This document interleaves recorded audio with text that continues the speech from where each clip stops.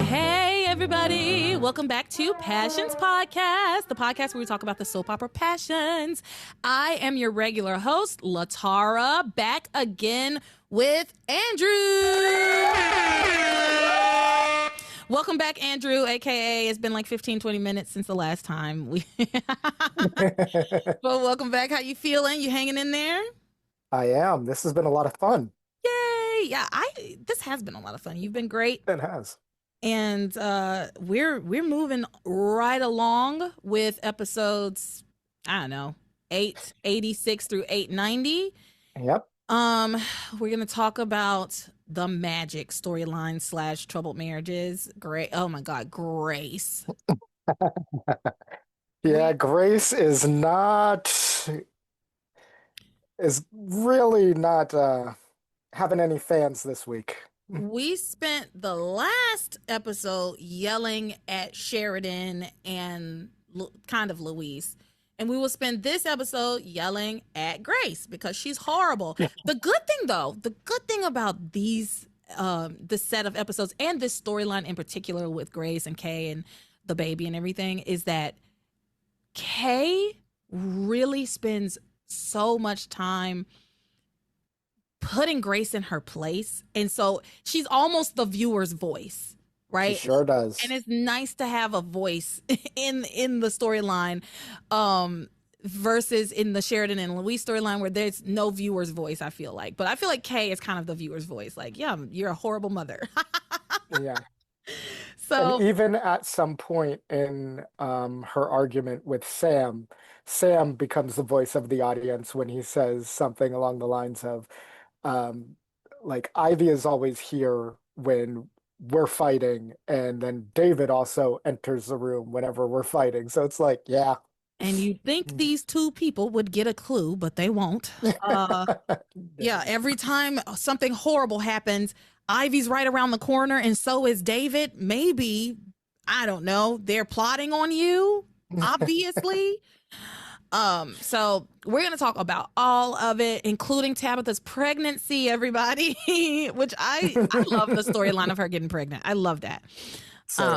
But before we do that, we're going to say a shout out to all the patrons over on Patreon. Thank you to Muna Shea, Lisa S, Zach, Sid, Sarana, Randall, Hannah, Camelia, Jeanette, Eric, Jamie, Fantasia, Sean S, Larissa, Maria, Lisa A, Jessica Jean, Laura, Karen, Uche, Paige, Casey, Garanch, Tom Bergeron, Daisy, Shane, Kelly C, Taylor Harris Crane, DJ, Kelly M, Rodo, Lisa R, and Acacia, Natalie, Andrew, and Jekyll, Hyde, Jekyll.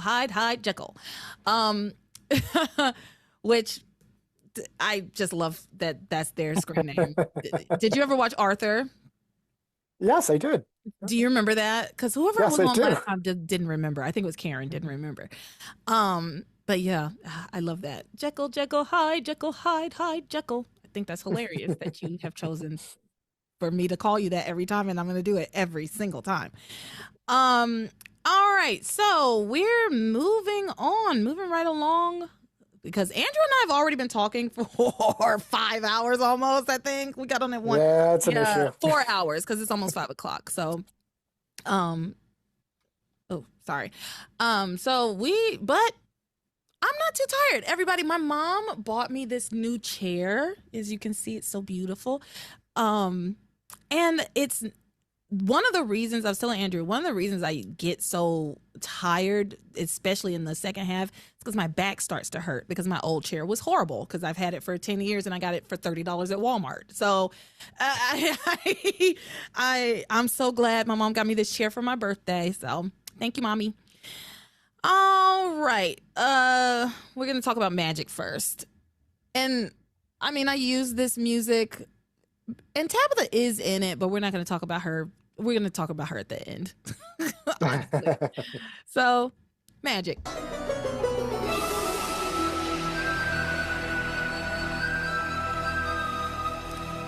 Okay, lots going on over here at the Bennett household. They've got a teen pregnancy on their hands. Yeah.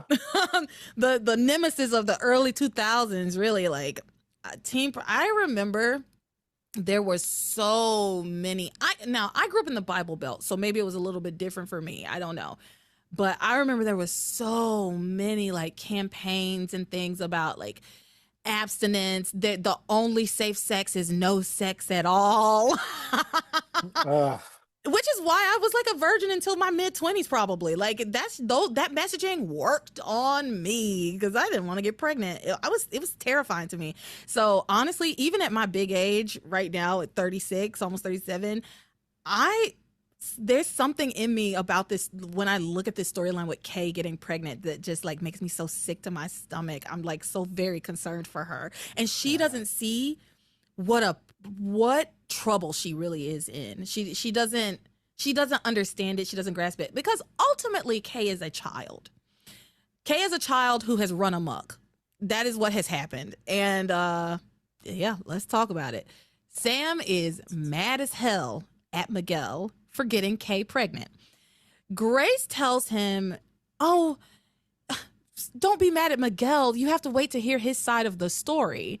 And she blames Kay and takes Miguel's side. Sam's not buying it. Sam says, what? Am I supposed to accept his "the devil made me do it" excuse? And I was like, I love that. The devil made him do it. And it kind of did, but I I mean, understand Sam's point. in their argument, he also states like Miguel had something to do with this as well. And he is so right. And it's crazy that Grace, after finding out that her daughter is pregnant, is talking about how Kay is the one who brought evil into Harmony. And it's like, girl, your daughter is pregnant Yeah, by her by your reaction.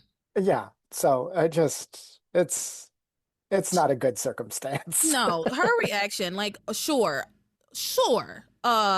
Maybe Grace has a somewhat of a point when it comes to Kay, a little bit as far as like, oh well, Miguel's not all to blame. Okay, all right, sure, it takes two to tango. But she is like absolving Miguel completely based on as Sam says, his excuse of "the devil made me do it." Yeah, And she, a spoiler alert, she like calls Kay so many names this week that she does. I and as a mother, which I am not, I'm not a mother, but I can't imagine having a teenage daughter who has told me she was in love with this boy and now is pregnant by this boy who she has told me she was in love with. I just ignored it for whatever reason. And then to treat her like she's some sort of quite quote monster, right? She later on she Yeah. calls Kay a monster. I, I mean, even if Grace knew that Kay seduced Miguel, he didn't want anything to do with her, but she just was so sexy and she seduced him. He still did it, right? Like Yeah. and she's still your daughter who's also pregnant and a teenager and a child who doesn't understand the gravity of the situation she is in. And all the choices that Kay has made, I'm sorry, I've said this before, but I'm drawing a direct line to her parents. I am. I'm Yeah. drawing a direct line to her parents. Sam is not available to her as much as he should be, and neither is Grace, and neither has Grace. And Grace has not only not been available, but when she is available, she negates Kay's feelings and she treats her like she calls her selfish, and she treats her like she's just like this, as Kay would say, the redheaded stepchild. And Because she has, and you know that's kind of the crazy thing because previously when we were dealing with the other marriages of Gwen and Ethan, you know, like Kay had to sleep on an air mattress on the ground. And like when Charity came into the picture, like she lost her room. And so there's so many things that you just feel bad for Kay about. And then now she's pregnant and her own mother is treating her like she's just this evil person, Like and she's it's just really some sad. slut. She's Yeah, treating her like what's that book? The Scarlet Letter, Hester Prynne. She's treating yeah, her like Hester Prynne. And Hester Prynne was a victim. I yeah. will tell you all. So yeah, Sam tells Grace Miguel is no different than any other horny young man, which might be the episode's title. I have a couple of contenders, but Miguel is no different than any other horny young man. And Grace then tells Sam, I don't know. He said that evil made him do it. And I think she says, I think evil had a partner. And I think the evil's partner was Kay. And then they argue. So Yeah. I have this clip because I'll go ahead and warn y'all. I have several clips this week for Sam and Grace and Kay, particularly anything that Kay says to Grace is like It's I great. simply It's can't do it amazing. justice. Yeah. That's the thing. I simply can't do it justice. So yeah, let's get into this clip of Sam and Grace arguing about Kay. Okay, Sam. Can't stand Grace. I'm sorry. I can't stand her. She's so self-righteous. Kay brings that up later on, and I was like, yes, tell her. Tell her. Okay, Sam, look, I know it is hard to believe, and I certainly don't want to think that Kay has invited evil into Harmony, but what other explanation is there? I'll tell you what the other explanation is. Miguel is lying. He made a mistake and got caught. No. He used our daughter when Charity didn't give him what he wanted. Not Miguel. We have known Miguel all of his life, and I have never known a boy to be more open and honest. He is not manipulative. He is not a liar. Grace, listen to yourself. You defend Miguel, but then you have no problem accusing your own daughter of being an instrument of the devil. Mm-hmm. Now, how could you think so little of her? Sam, I don't. But you know how horrid she's been lately. You mean the way she's been talking to you? And I've told you, she snuck into the shower with Miguel. Miguel twice. probably snuck in there with her. There's no telling what he did to get her to fall in love with him. What promises he made. No, Sam. I know that you don't want to hear this, but my instinct tells me that Kay is behind all of this. I agree with Grace. I see Kay's hand in this too. Yeah. Shut up, David. Okay, so David and John enter the scene, and I have another clip, so we'll come back to that, but I'll stop for now, stop sharing so we can discuss what just happened between Grace and Sam. I appreciate that Sam is going to bat for his daughter, as he should. Agreed. Good. And then Grace saying, well, you know how she's been acting lately. She's been horrid to me lately.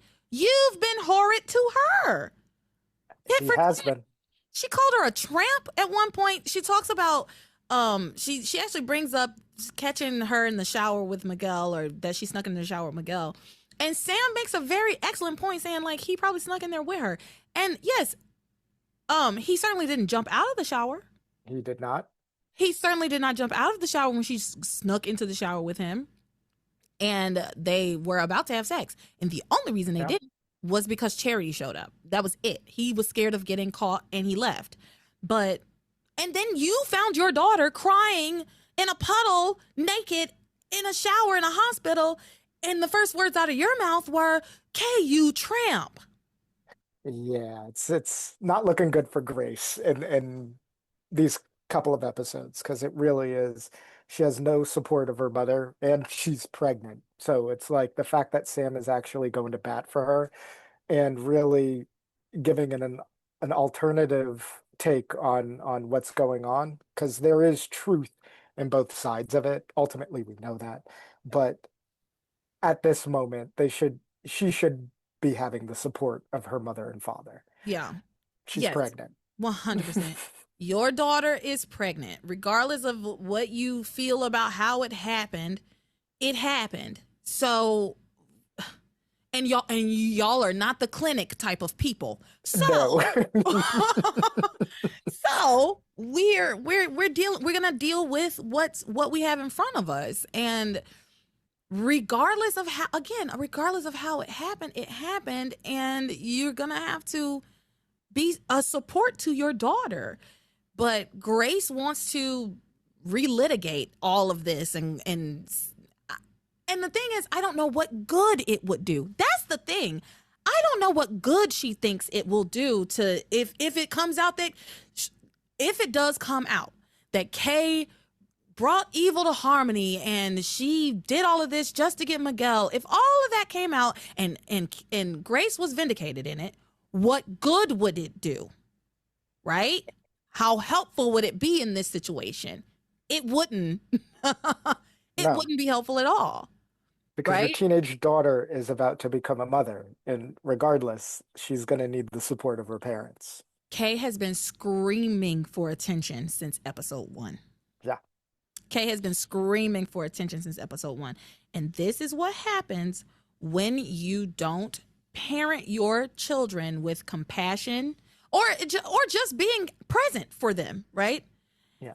This is what happens. And Kay has gotten it in her head that her mother does not care about her, doesn't like her. And I can't say that Kay is wrong. I can't say she's wrong either. She makes a very compelling argument. I can't say that she's wrong. She's a teenage girl who thinks her mom practically hates her. And I can't say she's wrong about that. And that's very unfortunate. It's very unfortunate. And if I'm Sam, that's definitely grounds for divorce at that point. Like, well, I guess they're technically, I guess, in a way not married, so he doesn't even have to divorce her. I don't know. That's so that whole thing's also convoluted too. Every time I start to think about it, I'm like, yeah, would he divorce her? But then technically they would still be married if he didn't divorce her. So we also know that they haven't been making love and you know the passions vernacular, and we know that he's been sleeping on the couch. Is he still sleeping on the couch at this point? Okay, so you don't know this because I don't know. Well, maybe you watched the episodes, but yes, he is still sleeping on the couch.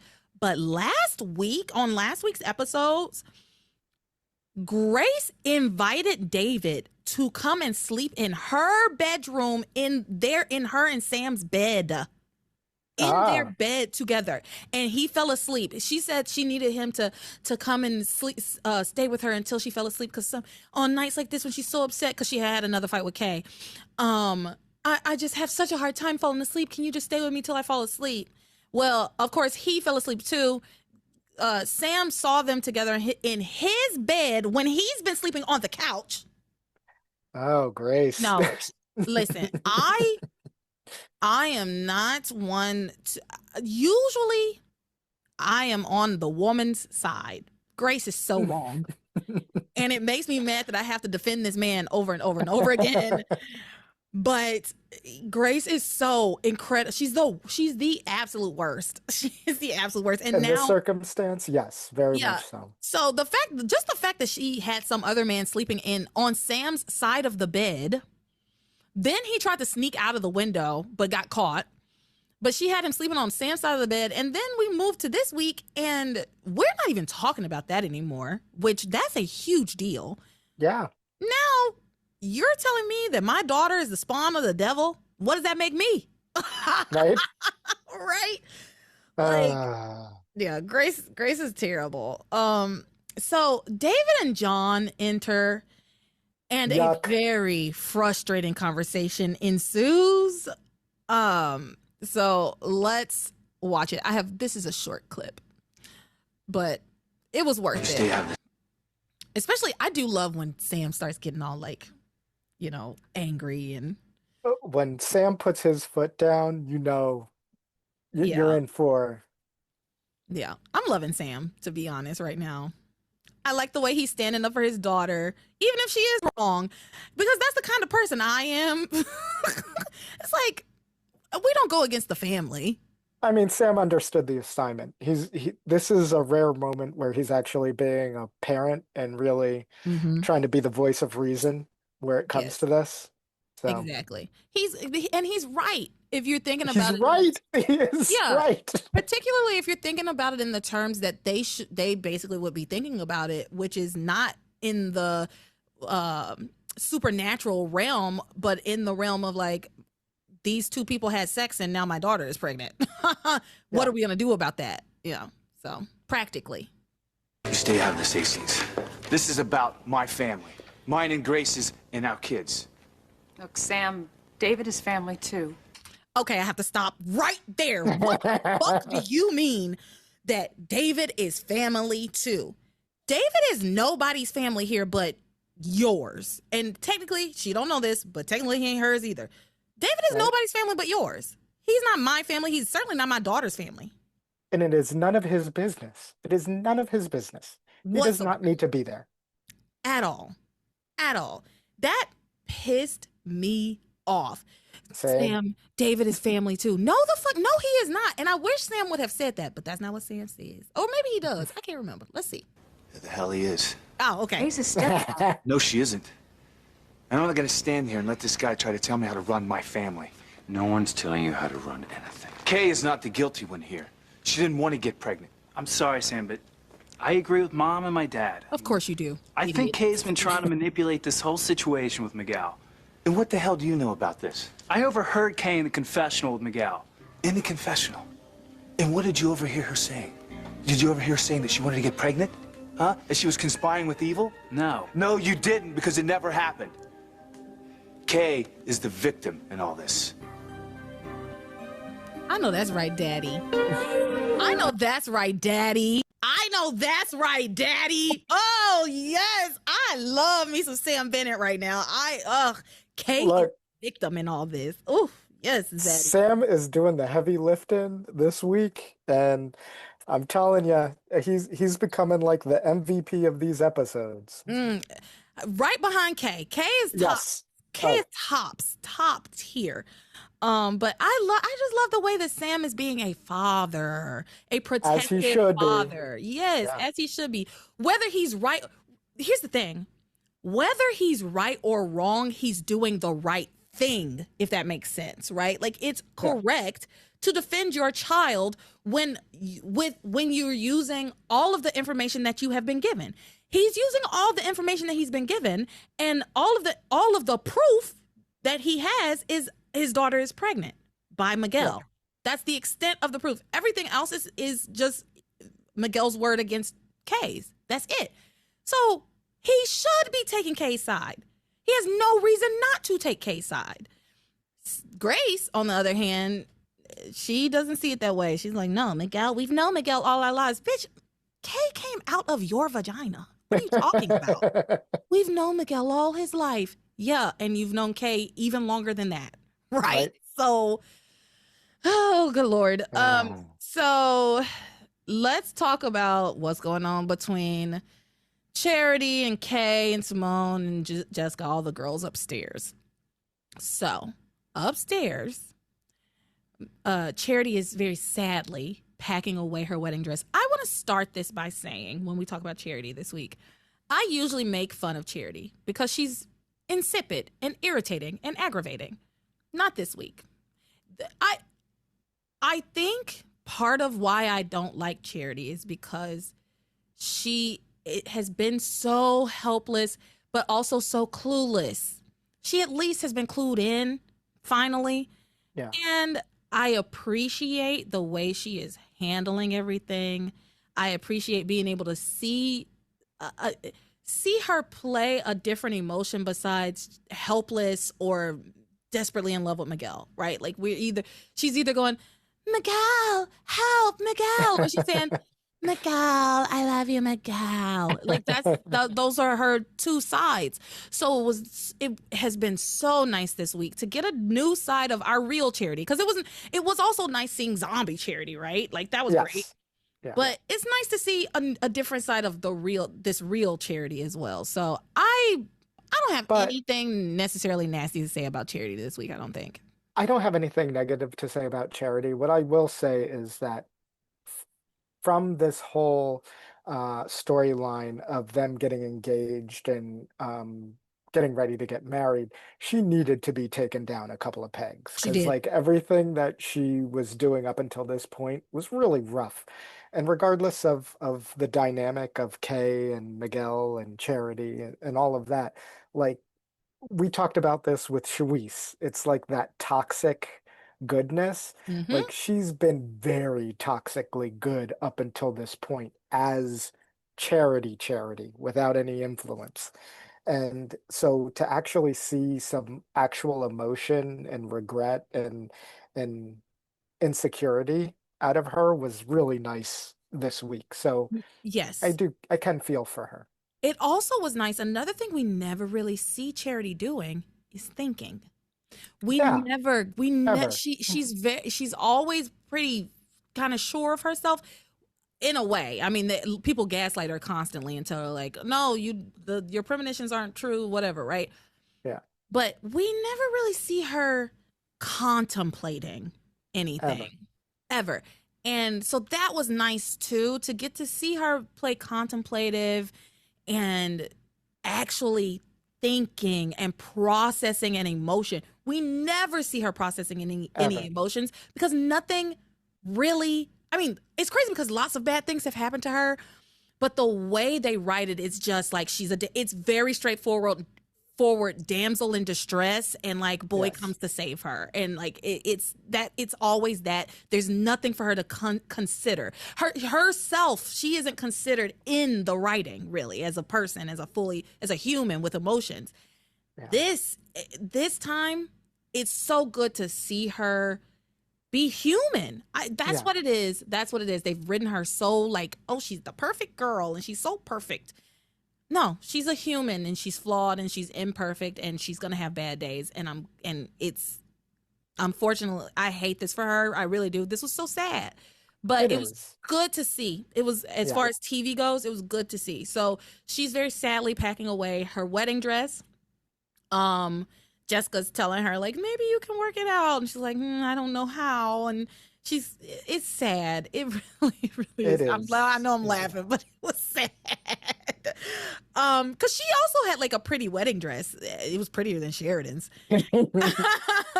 Pretty much anything is prettier than what Yeah. Sheridan was wearing. That rag.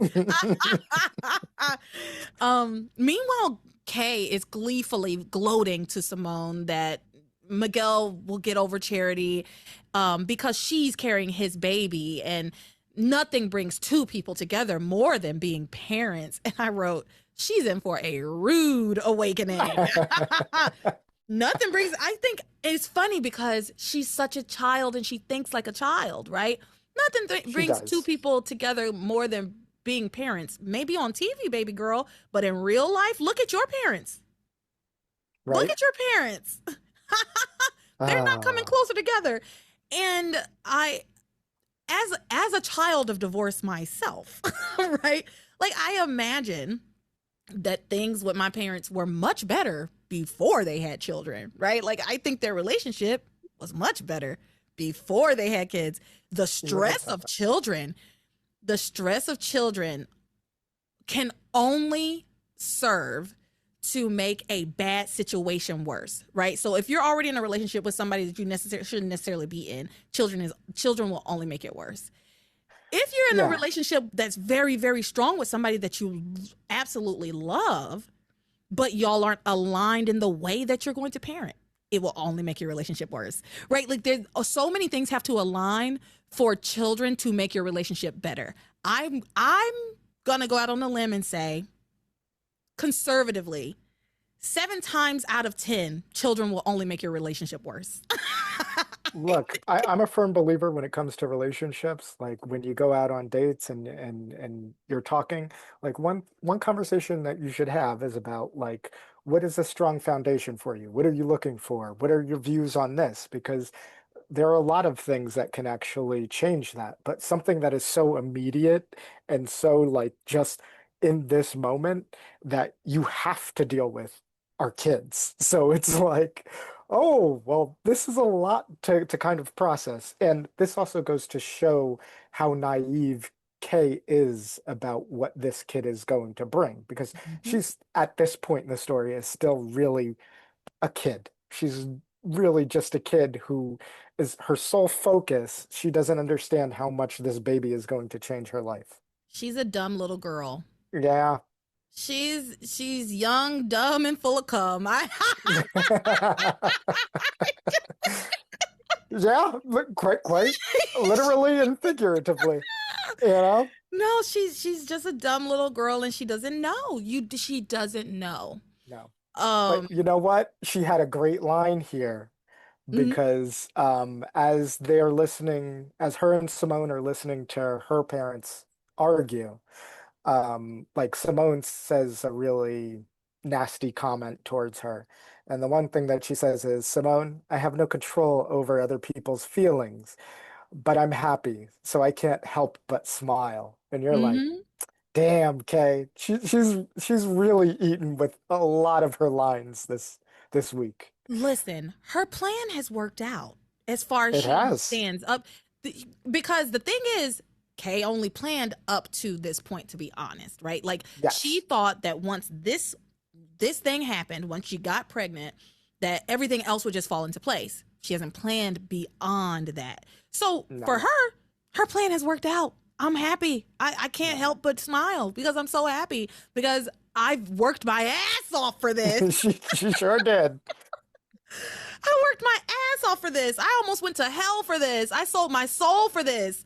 She Right? Like she has done so much to try to get Miguel. And it's yeah. finally to in her mind paying off. So yeah, Charity overhears a little bit of Kay's conversation with Simone. And so she comes out of her room and she tells Kay, I have some questions for you about when you and Miguel made love. And Charity asks Kay to tell her how it all happened. She's like, how did it happen? Like what? What led up Sex? to it? Like, does she need to know like how sex happens? Like, You know what? what did she need to know? I get it though. I get it. I get it. I get what she's asking because the thing is, Kay is her cousin. Kay has been around this Yes. entire Yeah. time.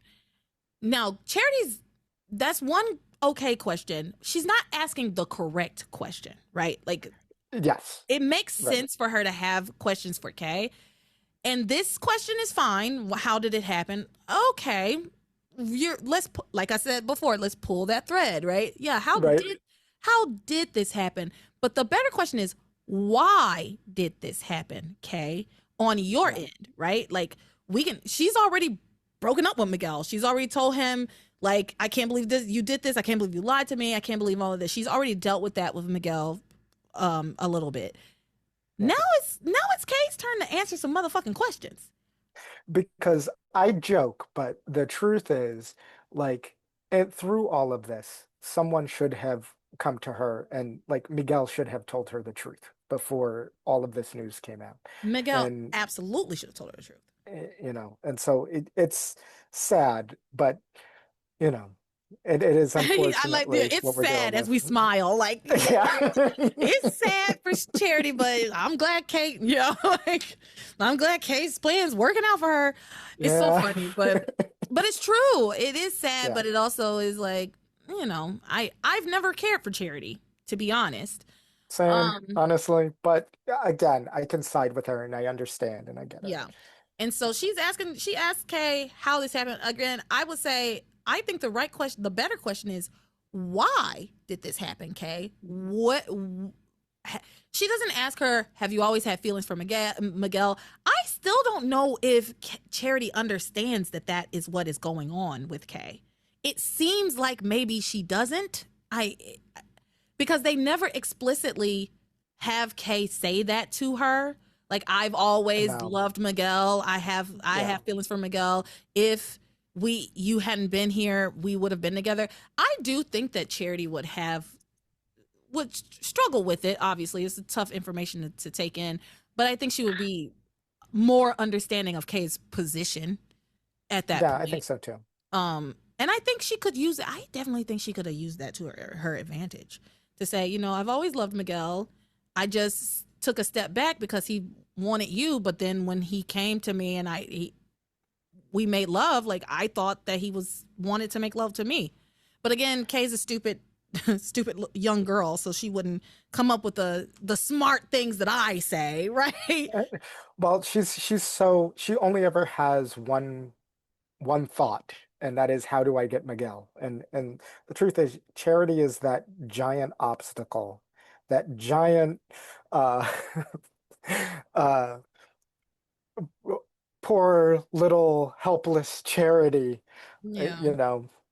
Well, So it's just as far as Kay is concerned, Charity's just a little speed bump. That's it. She's gonna roll right over her body.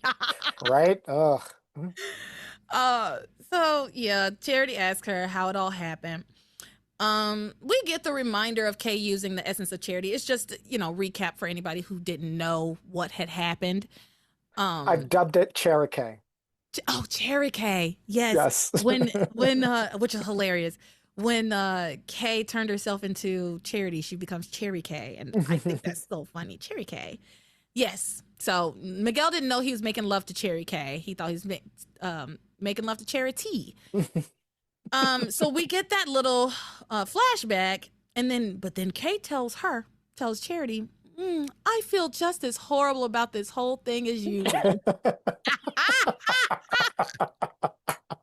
Okay, you're wrong for that. She's so good. She puts on such a good show. She does. She's so wrong for that, though.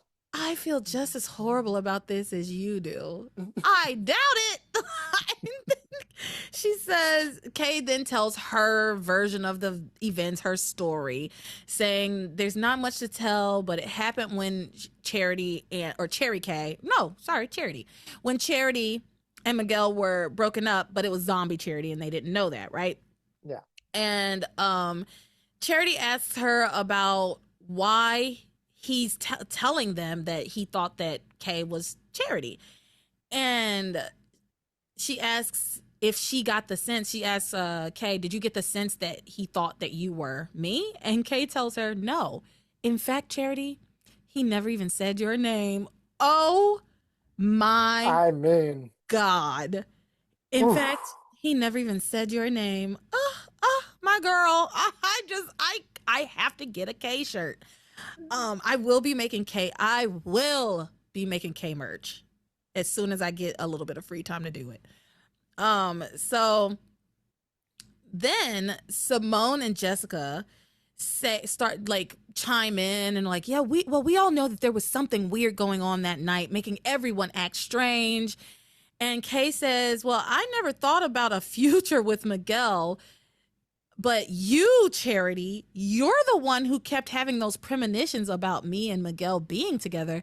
And if I unconsciously was looking to hook up with Miguel, it's because you, Charity, filled my head with all those premonitions. Oh, look, my God.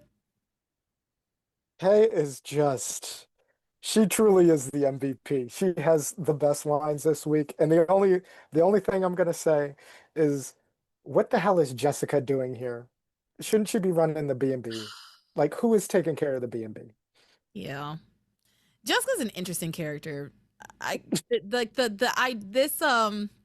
This trope of the rival sisters is a little tired to me, a little played out, but because I don't know. I think what would have been more interesting is if Jessica knew everything that was going on and she was helping her sister in some ways, but she was doing it for a price, right? She was helping her for a price. So you still have that little bit of animosity between them and you can kind of play on it, but because otherwise Jessica is so superfluous. And so is Simone in a lot of these scenes as well.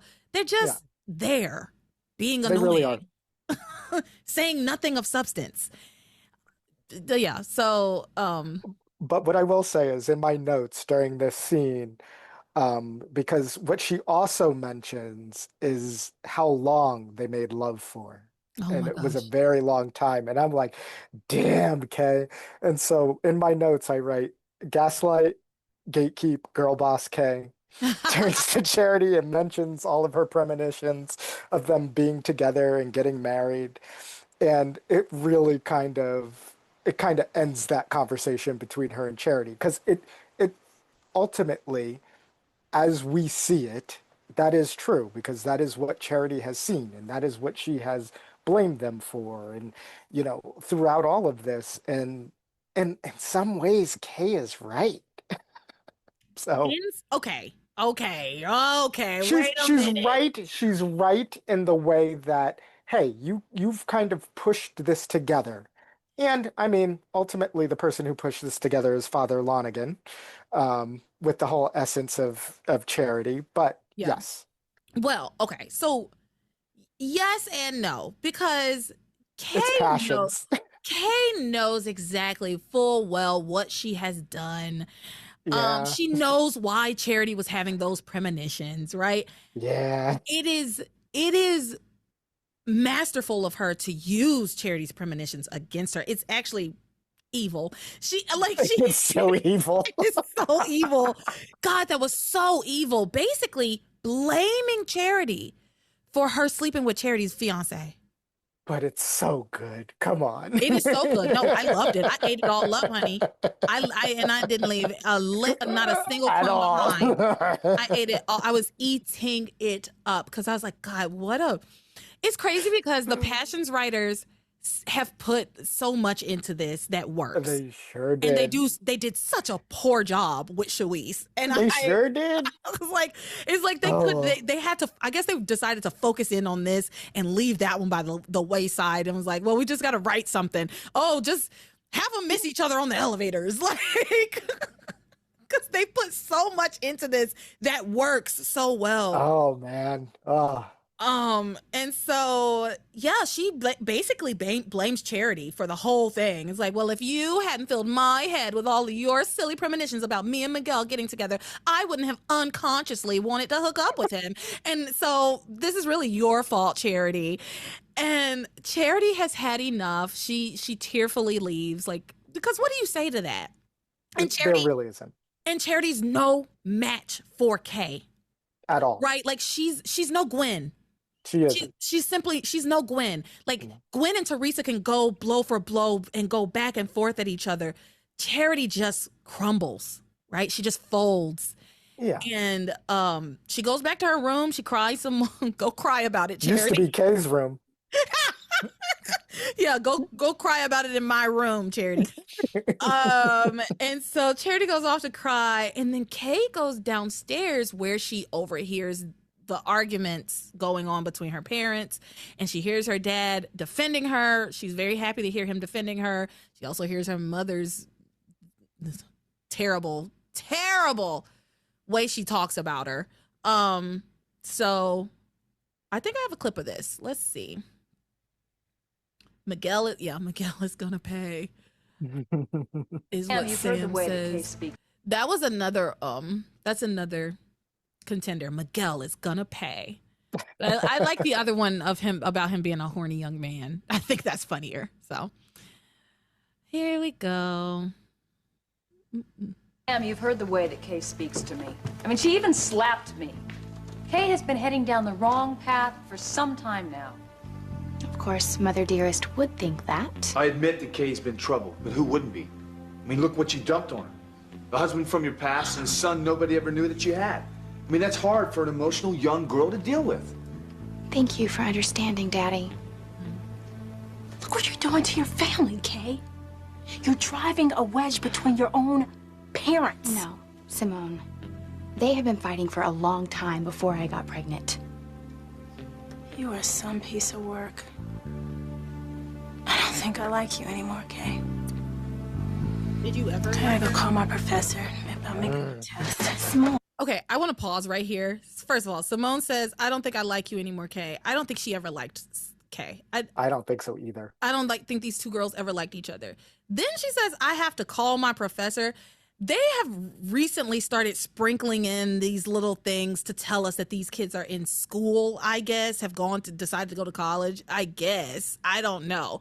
But I just found that so interesting. I have to call my professor. Since when do you go to school? She also knows how to make a phone call. Something Sharice needs to learn. Yeah. Okay, so Simone's gonna go upstairs, I guess. Let's see. Don't be mad at me. Look, you're the only person I can count on as a friend. I'm still your friend, Kay. Lies. But be careful. You're stirring up a hornet's nest and you might get stung.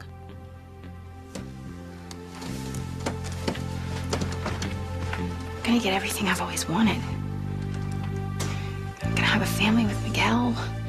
And we're gonna live happily ever after. How dare you blame me for this? If Kay's bad behavior is all my fault, then why didn't Jessica go down the same road? I don't know.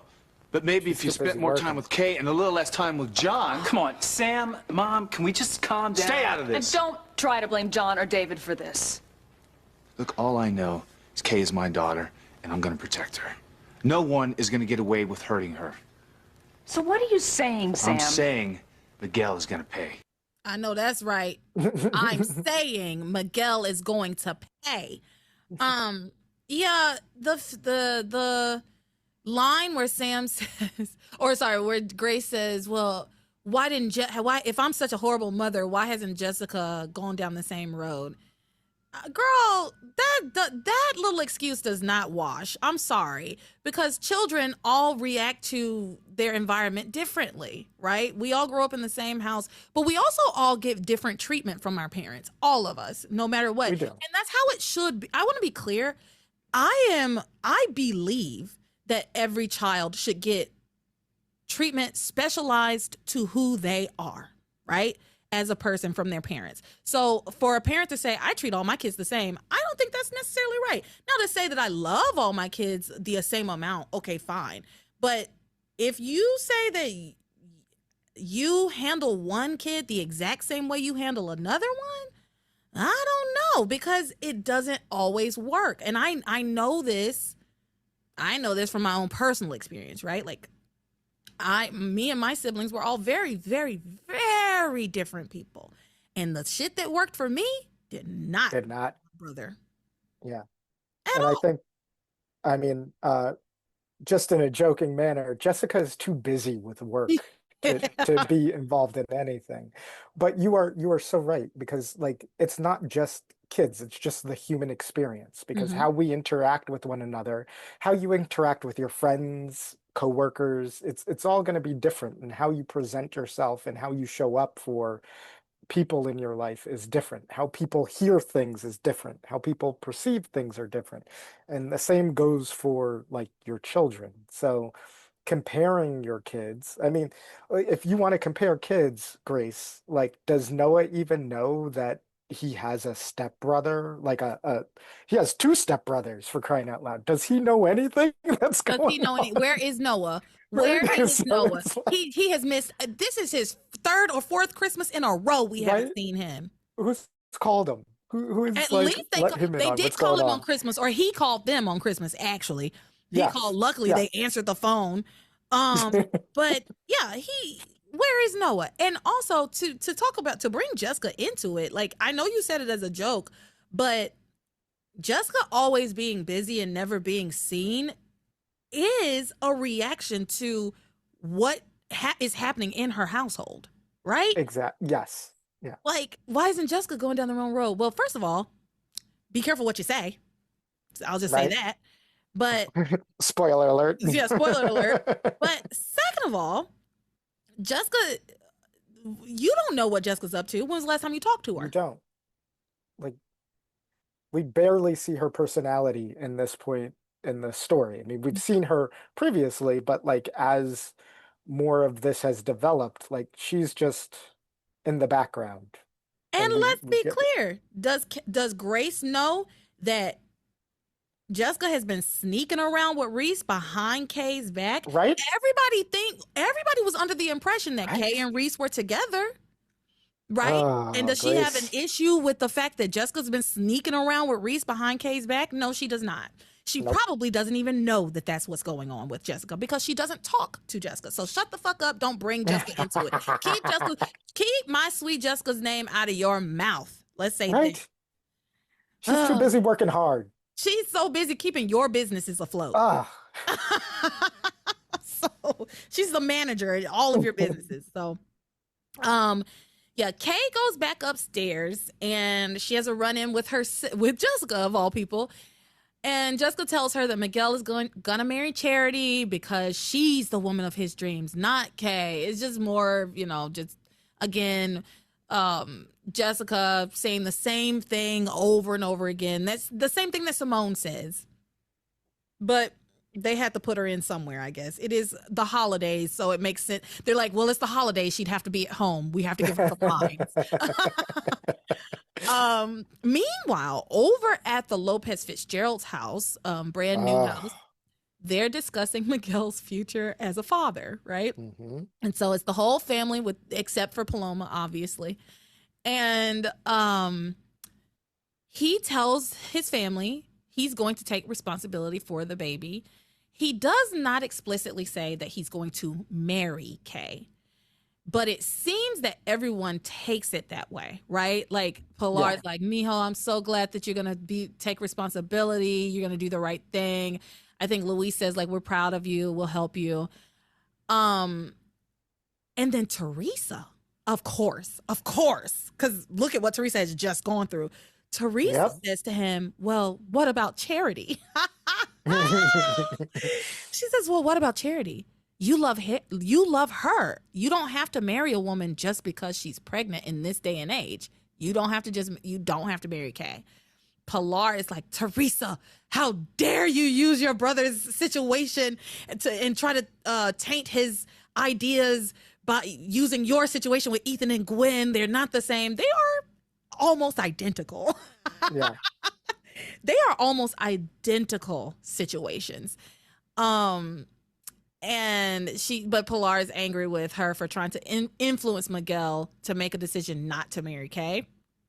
Miguel is grappling with the whole situation. He's grappling with how it happened, right? I will say, I'm going to say this. I have some sympathy for Miguel, for sure. He should have told, to a point. Yeah, to a point. He should have told Charity the truth. He should have come clean a while ago.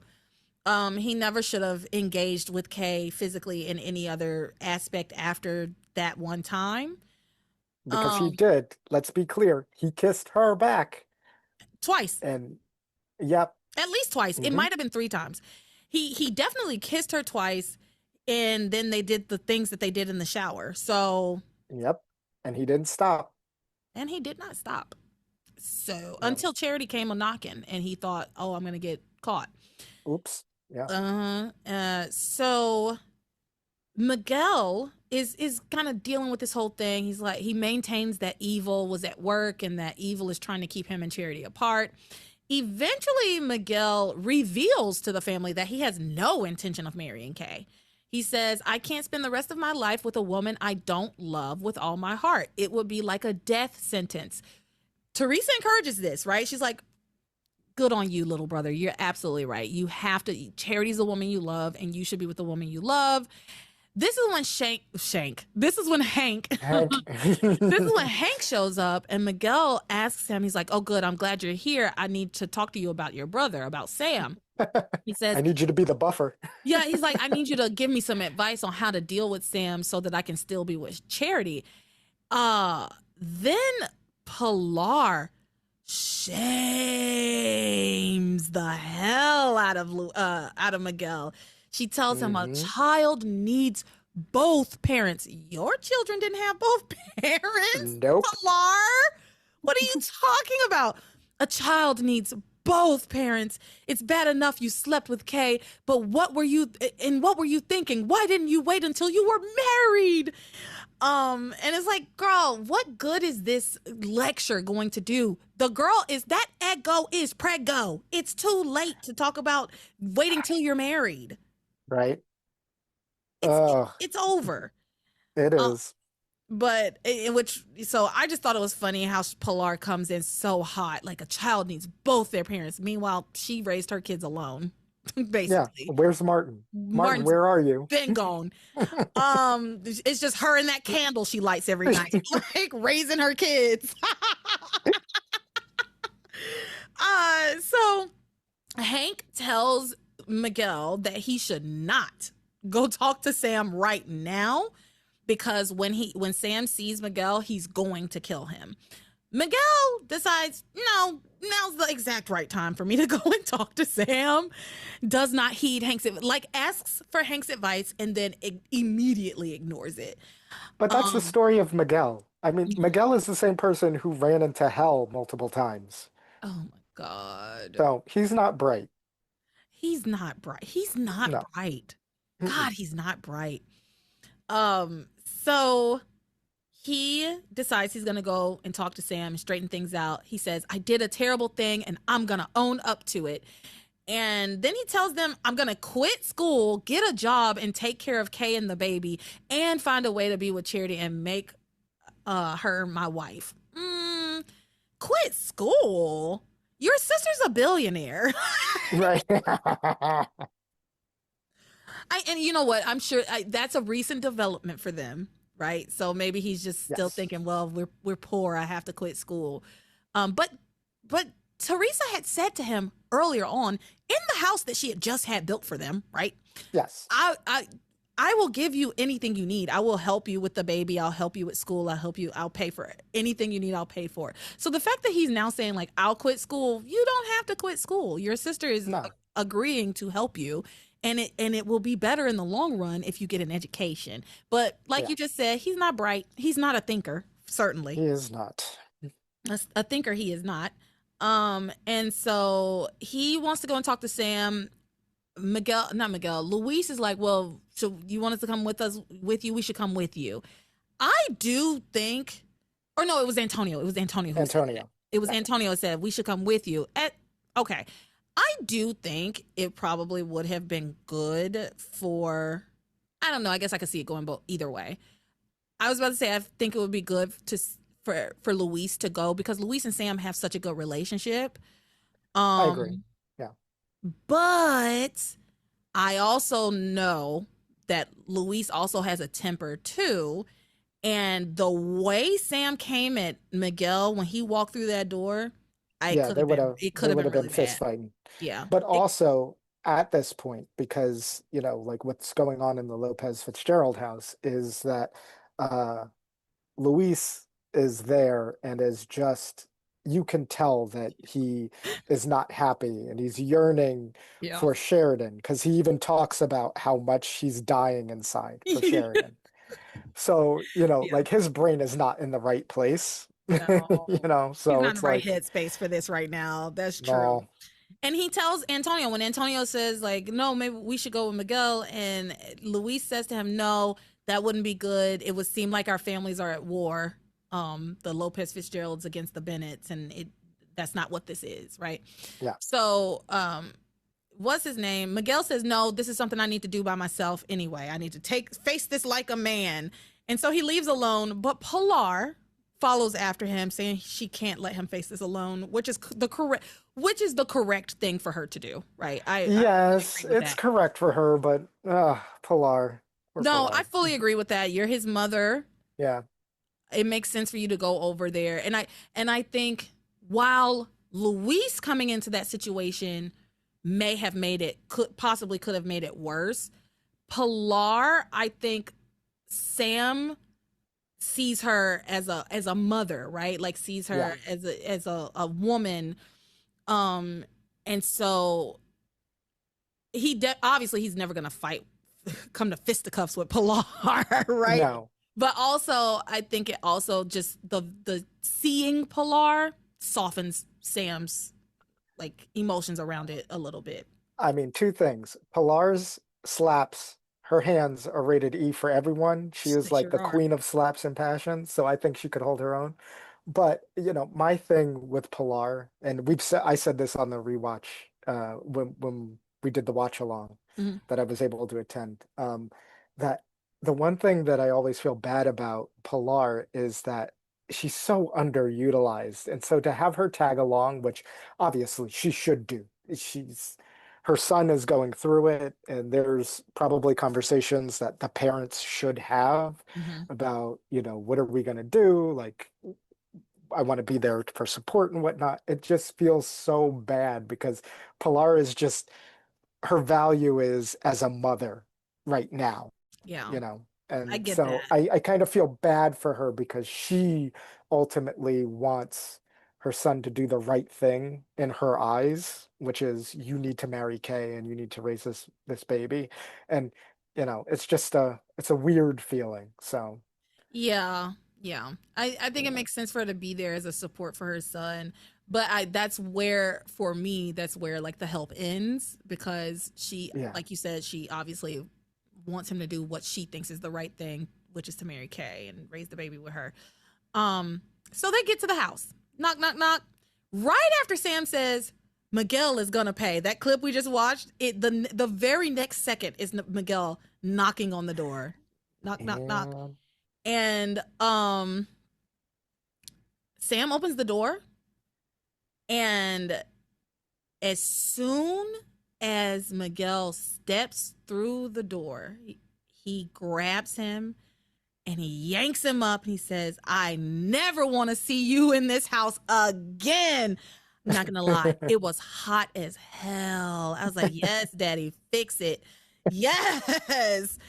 God, Sam's when Sam gets like upset, I love it. I just want Sam him. Was on a roll this week. I want him to push me up against the wall. I want him to grab me like that and push me up against the wall just like that.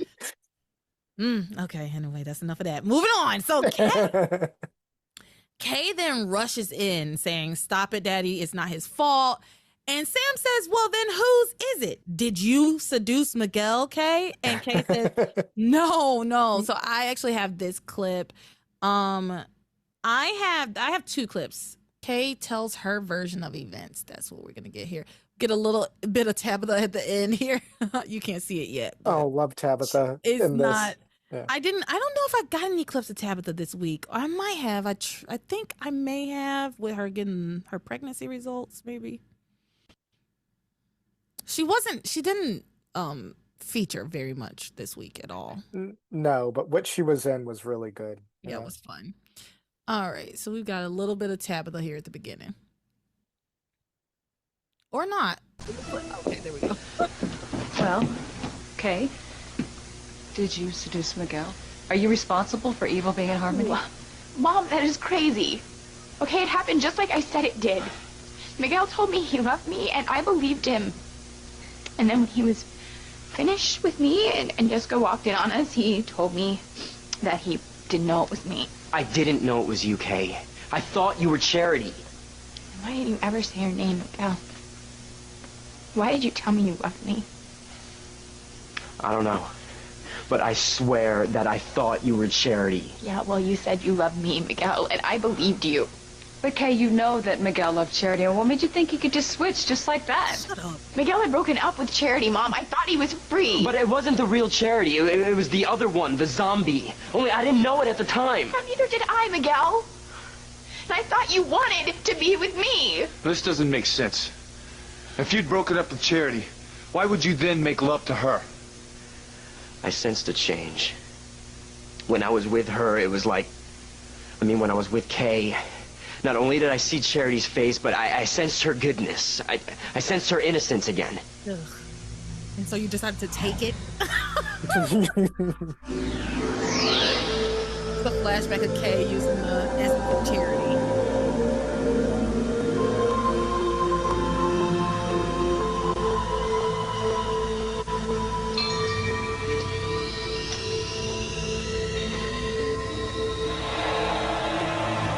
Miguel will love me now.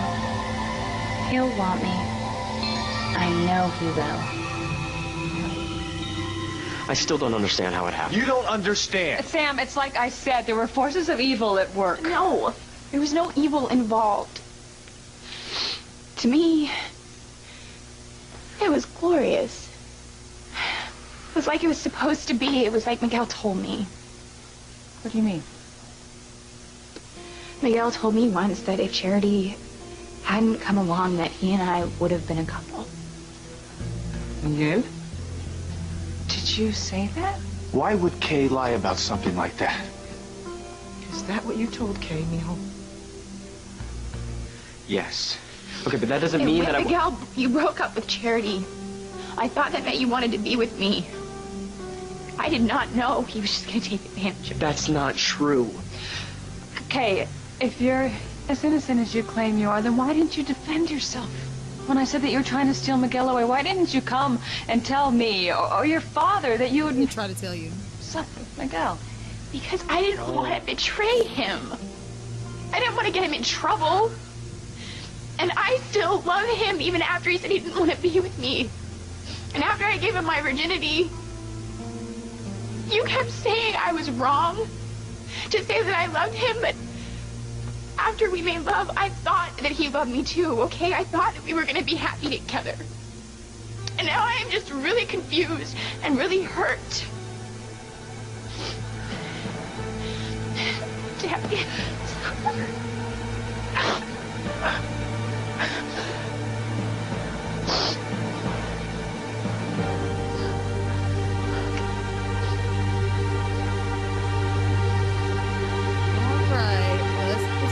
That clip before we go on to the next one.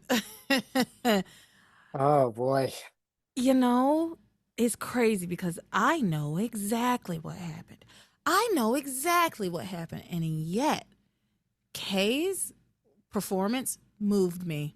It moved me. Same, And same. she chose the exact right time to break out the information that Miguel and her had a conversation wherein he said that they would be together, right?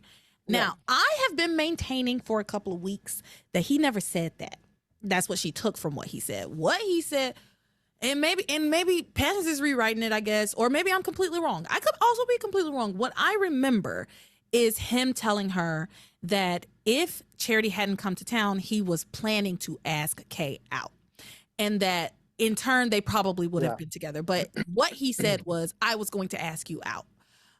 That's what I remember. I could be wrong. Maybe he said, like, we were going to be together and if Charity hadn't come to town. But that's what they're saying. And he is now in agreement that that is what he said to her. So that is now the canon. Okay. With that going forward, that will be the canon.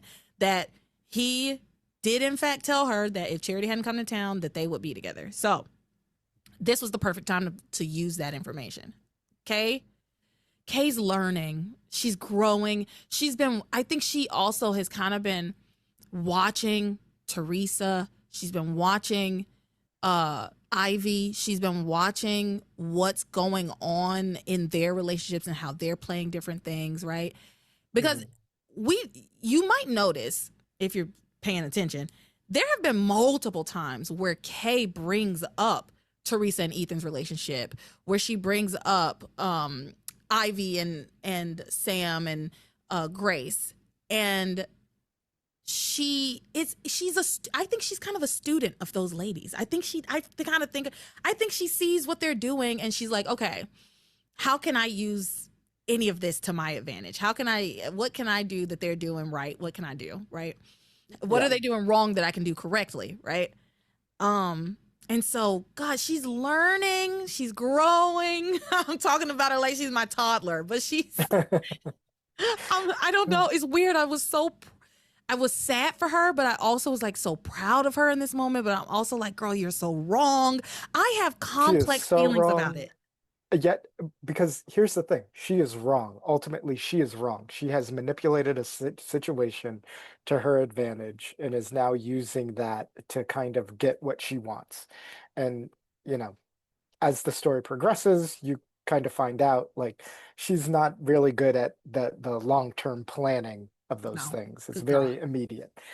But what she is saying outside of that are all things that are really, you can see that perspective and that point of view outside of the manipulation of what she said, and she's actually right in those kinds of things. Because how are you going to manipulate someone's emotions by saying, oh, if I wasn't with Charity, then I would be with you? And well, you did break up with Charity, so how does that come into play? And yes, is she gaslighting the whole circumstance?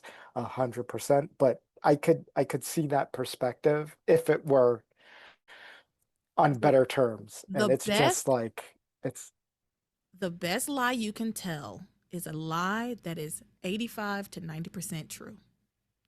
And the best lie you can tell. What she is doing. And that's what she does. What she is doing. Yep. It's the best lie you so can good tell. at it. And she might be the best. She's gotten good at it. She's doing so well. And just in these episodes, we've already seen her kind of doing that when she was talking to Charity, right? A lot of what she said was true, which is why Charity didn't have any recourse, right? Which is why all she could do was cry, was because most of what she said was true. There was just a little bit in there that was false, but everything else was true. So Charity is taking it all to be true, right? Yep. So yeah, this conversation goes on, and Sam turns on Grace, and I loved every second of it. I loved every second of it. Sam turns on Grace, because there was a moment in this clip where Grace is like, well, if that's all true, why didn't you come to me? Why didn't you tell me? She tried to come to you. She tried to talk to you. She tried to talk to you, and you dismissed her feelings entirely and called her evil, basically, and told her that she was wrong and that her feelings weren't real and that she doesn't really love Miguel. And you showed her that you didn't support her in any way, in any capacity. So what, she was supposed to tell you that she and Miguel slept together? Also, she's a teenager. Why would she come and tell you that she and Miguel slept together, right? Like, she knows you're going to disapprove of that. So, duh. Of course you wouldn't tell your mom that. For most people when you're a teenager. Some people have their cool moms, but my mom cool, but she wasn't that cool. I don't think even in a cool mom circumstance you're wanting to have that conversation. No. All right, so we're gonna go on to the next clip where Sam turns on Grace, and I love it. Loved it. I'm just a fool. It's okay, sweetheart. All right? Daddy loves you. Now do you know why you hurt her? Me? She had every reason to believe that Miguel loved her. And all you did was accuse her of chasing after someone who wasn't interested in her. I didn't know that Kay and Miguel had been intimate. That doesn't excuse her behavior, her attitude toward me for the last few months. I think it does, Grace. Really? Accusing me of not loving her? Calling me a bitch? Slapping me across the face? I only did that because I was so upset by what you said to me. And what did I say that warranted being slapped? You accused me of trying to steal Miguel away from Charity when I had every reason to believe that he truly loved me. It's okay. I think you owe her an apology. I know I do. I'm very sorry about what happened, okay? Very sorry. Daddy, it's okay. No, it isn't. None of this is. I didn't know that Miguel had taken advantage of you. Betrayed us. Betrayed me and our family. Didn't know that he betrayed that trust. She sure is good at twisting the truth around to suit her own purposes. The best. You're not wrong. Guess what? She just might end up with what she's always wanted. Miguel.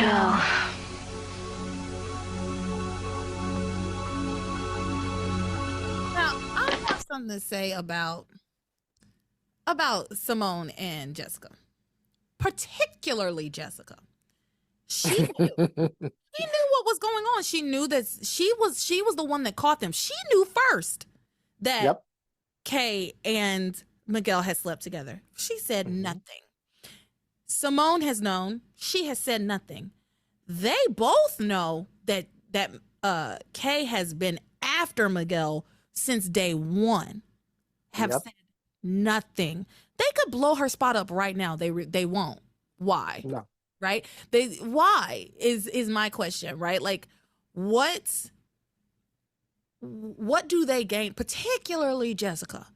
What does Jessica gain by staying silent in this moment when all she ever wants to do is stick it to Kay? This would be the time to do it, and she doesn't.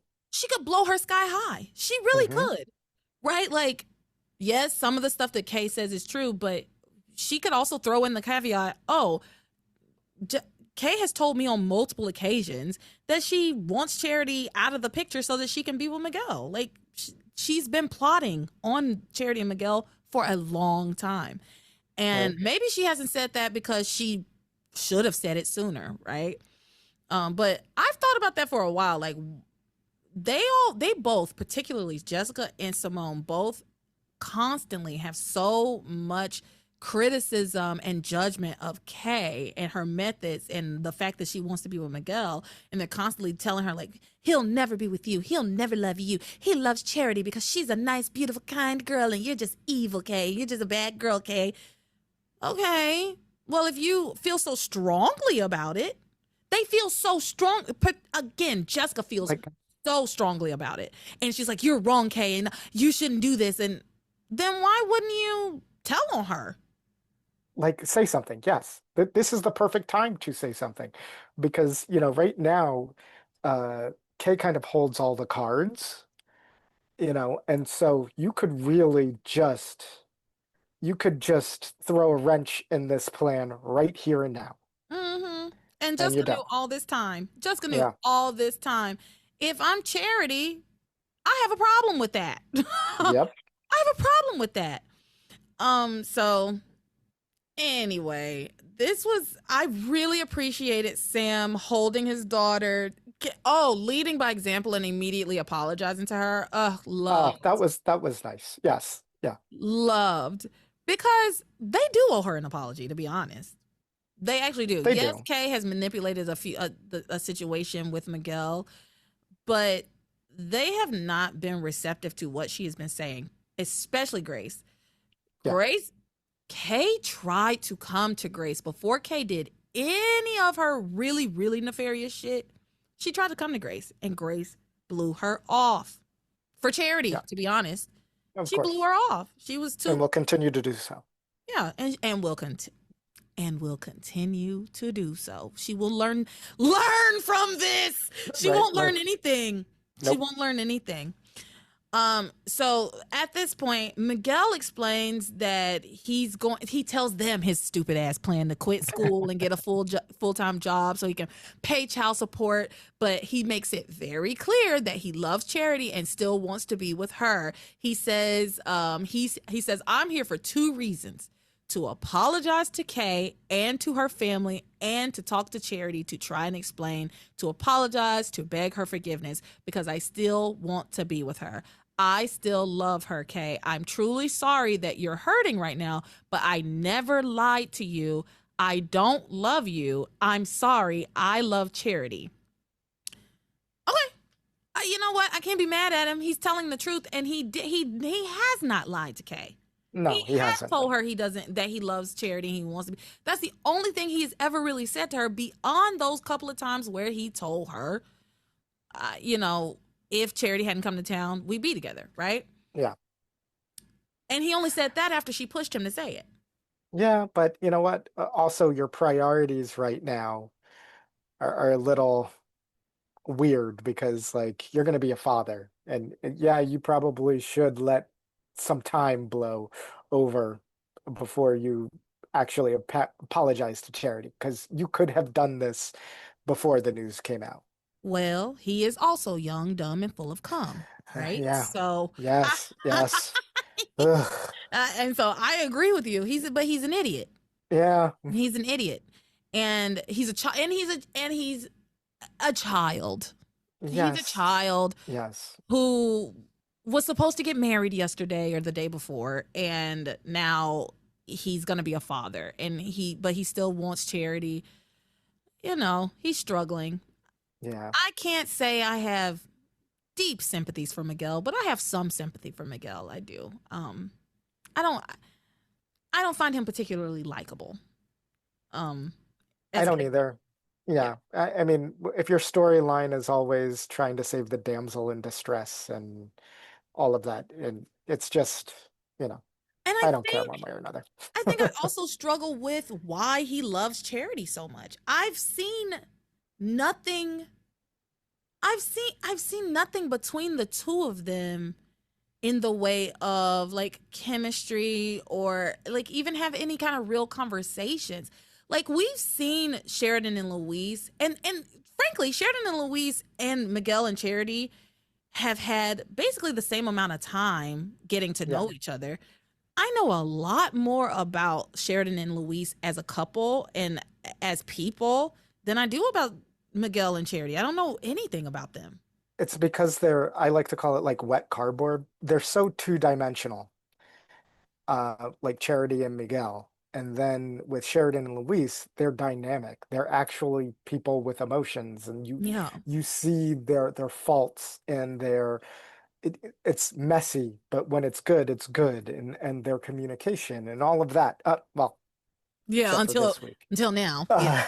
But, you know, like you actually get a three-dimensional relationship with them that you don't get with Charity and Miguel. Like Miguel has to be a hero. That's ultimately their story arc. He always has to save Charity. Charity's always weak. Charity's always distraught or hurt or trapped. And it's just like, eh. You know, I don't know anything about them. What Yeah. does Charity like? What does Miguel like? I know that Sheridan likes gazebos, right? Like, Yeah, right. like I know that Sheridan.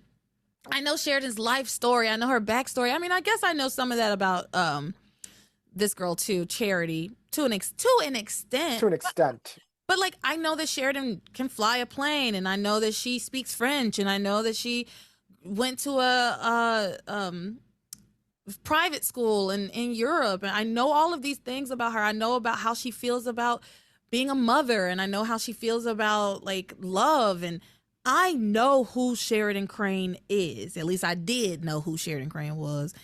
This Sheridan 2.0 is not doing it for me. No. But I don't know anything about Charity. And I don't know anything about Miguel. And I know about Luis. I know the kind of man he is. I know what his values are. I don't know anything about Miguel. And they don't know, because I don't know anything about them. They don't know anything about each other, because the show has not shown us them having any. So from my perspective, how could they possibly be so in love? They don't even talk to each other.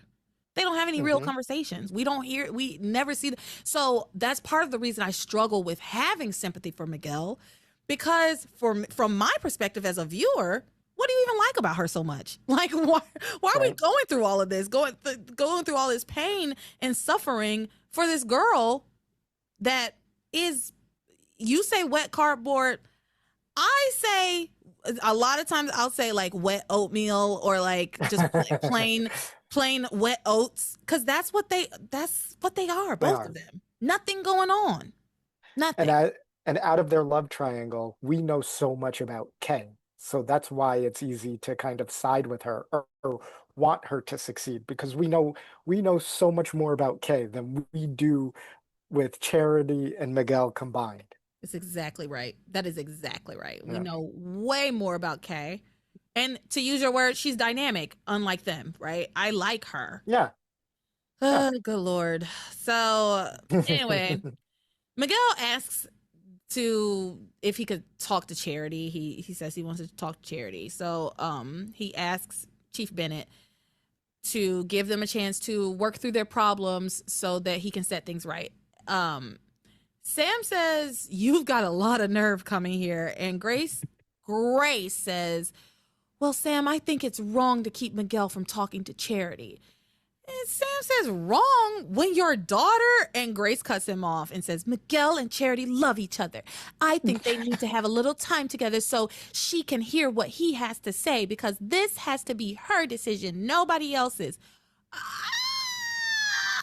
Okay, I guess, Grace, I guess. But I feel like we should just let some time pass. I'm with Sam. Yeah. Like, what is there for them to talk about? But I also do agree with Grace that it is Charity's decision, and Charity should be able to make that decision for herself. So I'm in the middle on it. I'm more so team Sam, like, get this boy out of my house for right now. I don't want to look at you. Like, now today is not the day, babe. Come back in a week when I've calmed down. Like, she'll still be pregnant. Charity will still be upstairs crying. You can come back then. Like, but from Kay's perspective, I think like you have basically badmouthed your daughter this whole time, and then it's like, oh, well, yes, he should speak to Charity.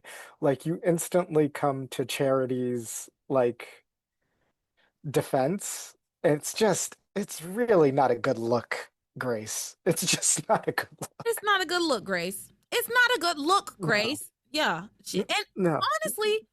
Honestly, even if Charity is her priority, she should be more protective of Charity in this situation, because she does not know what actually happened between Miguel and Kay. She does not know. And until she actually knows, she should be a little bit more protective of Charity, because based on what we actually know, Miguel slept with Kay while he was engaged to your niece, Charity. That's what you know. Right. And Kay got pregnant. That is what you know. With that information, no, my niece doesn't want to talk to you. She's not here. Go home. Right. Go home. If she wants to talk to you, she'll call you. I'll let her know. I'll let her know you stopped by. That's where I'm at. But Grace is like, no, because it's like she cares more about Miguel than she does about Kay, which she's basically said. Yeah, but she does, and she does later on, especially in her conversation with Charity. Yeah. When she, yeah. So. Yeah. So, Miguel is allowed to go upstairs and talk to Charity. I have this clip, so we'll watch it and discuss. He just gets on my nerves, but I liked how Charity handled this. Me too. I really liked how Charity handled this. So, and it's one of the first times I really have genuine sympathy for Charity. I mean, seeing Charity in pain does kind of hurt this week because she didn't deserve to come to that shocking news, especially when she's planning her wedding and the whole nine, and everything in her eyes. On her wedding day, to learn that on Yeah. her wedding day, to learn that information about the man she was going to marry and her cousin, it's a lot. And It is a lot. and she does not deserve this. I'm going to say that. No. Charity does not deserve this. So here we go. Let's see. I'm such a fool. How could I not have seen it? How could you not have? Kay and Miguel. Lovers. It was going on right before my eyes. And I thought he was waiting. Saving himself. Like I was saving myself. So that when we made love, it would be the first time for both of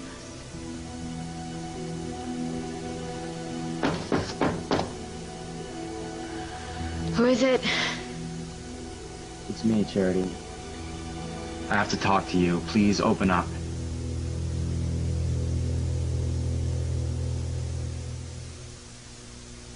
You are my passion for life. Charity?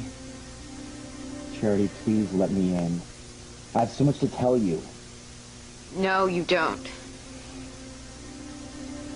Yes, I do.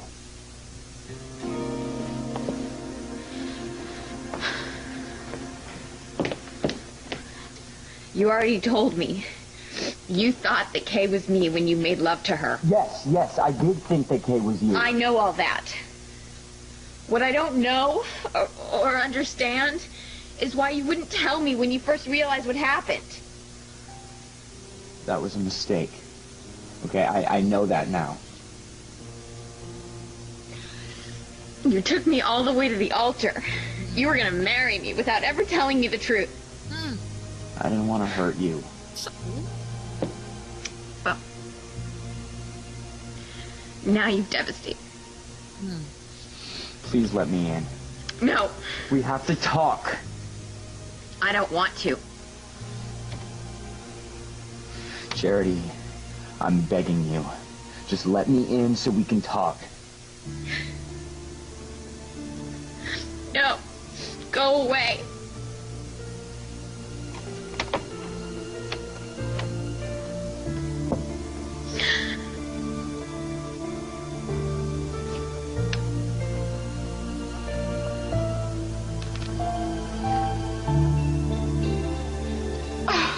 It doesn't belong to me.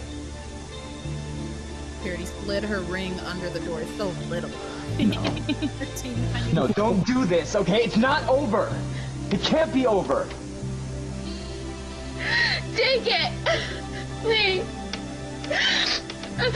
It doesn't belong to me anymore. Now, please, just go away.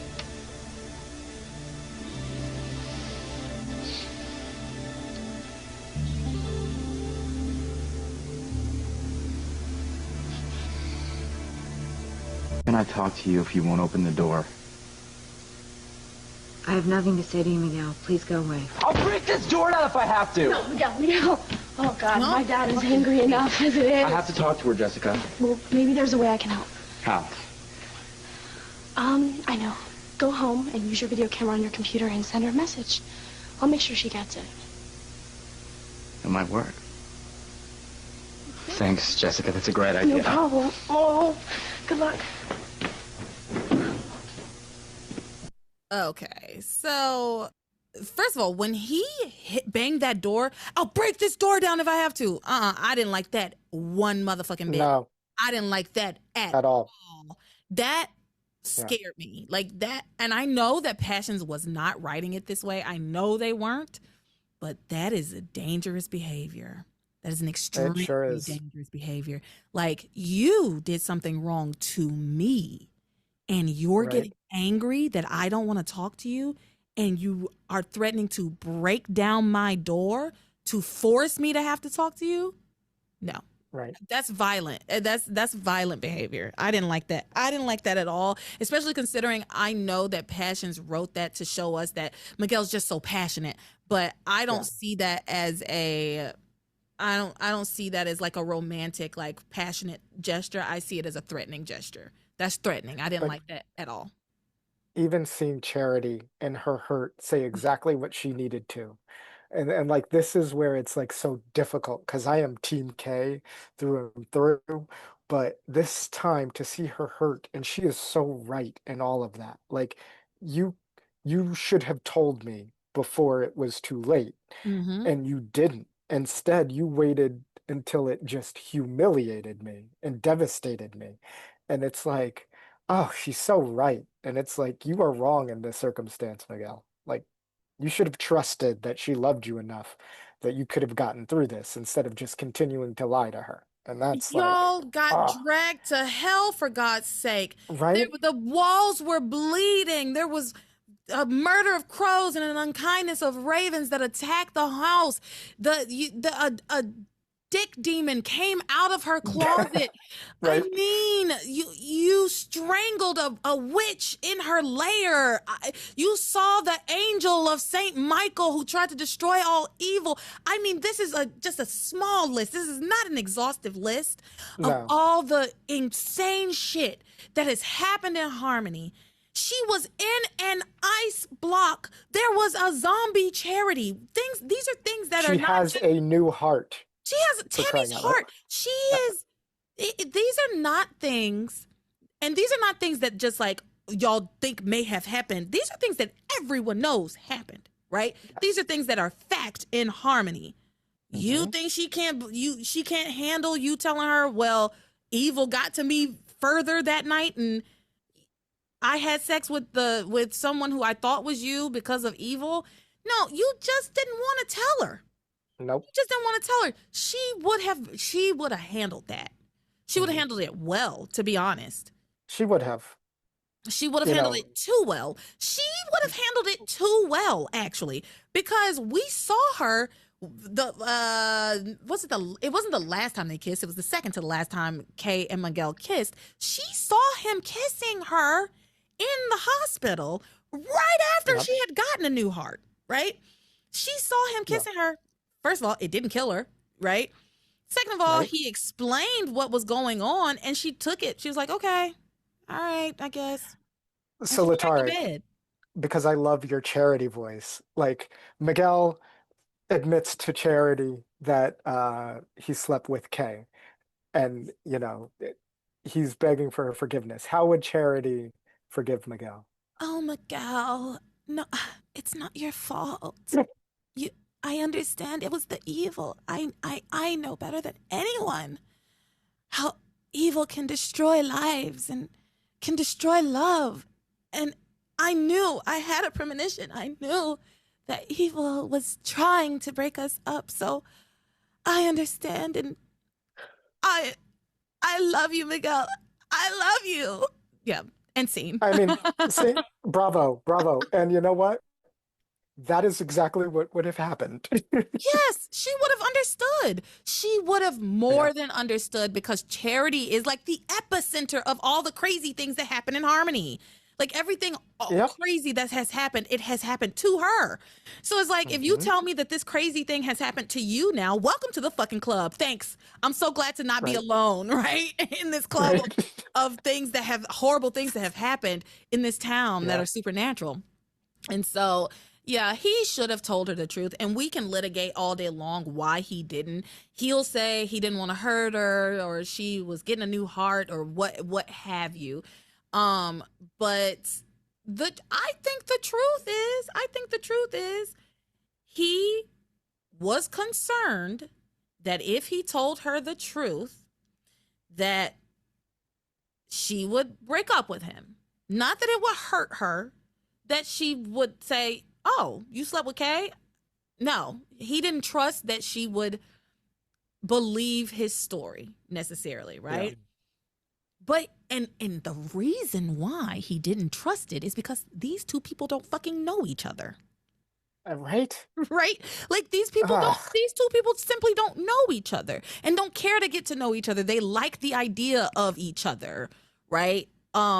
We fell in love and we're gonna fall in love and be together forever, and we're gonna have 2 boys and 2 girls, and that's just what it's gonna be.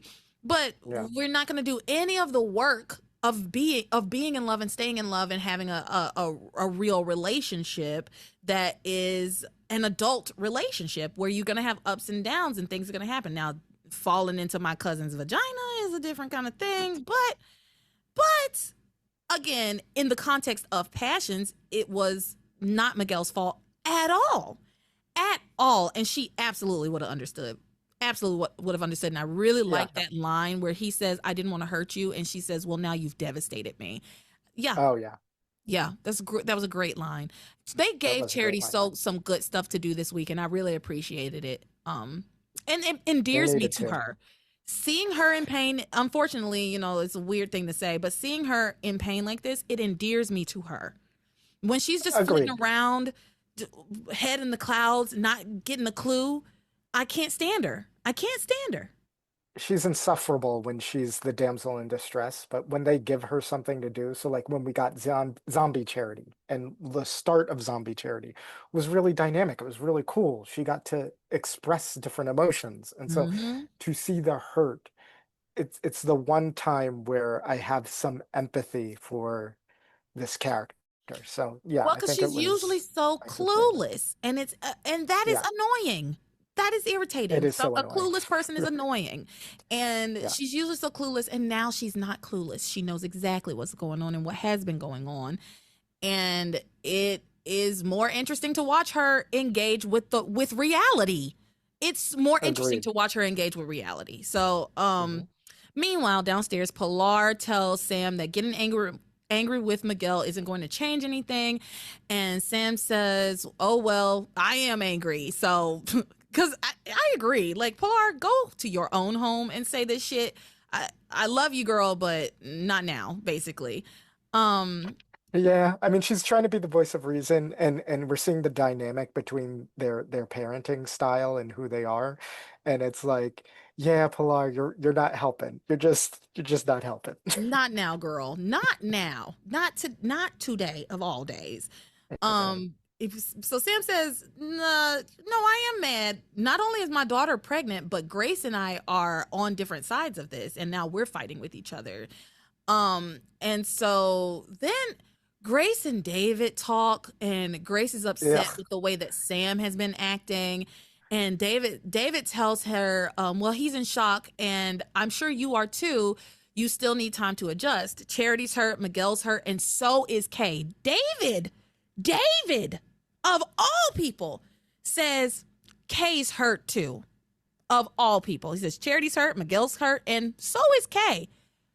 Grace says, Kay, I still think she engineered this whole thing. I mean, I know Miguel. He hasn't even looked at anyone other than Charity since the day they first met. If Kay is behind this, I can't imagine the bargain she made with the forces of evil to pull this off. Oh, brother, this guy stinks. My God. Oh, brother, this guy stinks. Oh, brother, she says, Kay, Ew, She's like yuck. Kay's number one hater. She really just Number hates on her. one. She hates this girl. She does. I still think she engineered this whole thing. And as I said earlier, so what if she did? What does it change now? She's pregnant. What does it She's change pregnant. now? Exactly. She's having Yeah. the baby regardless. So what if she engineered the whole fucking thing? What can you do about that at this point?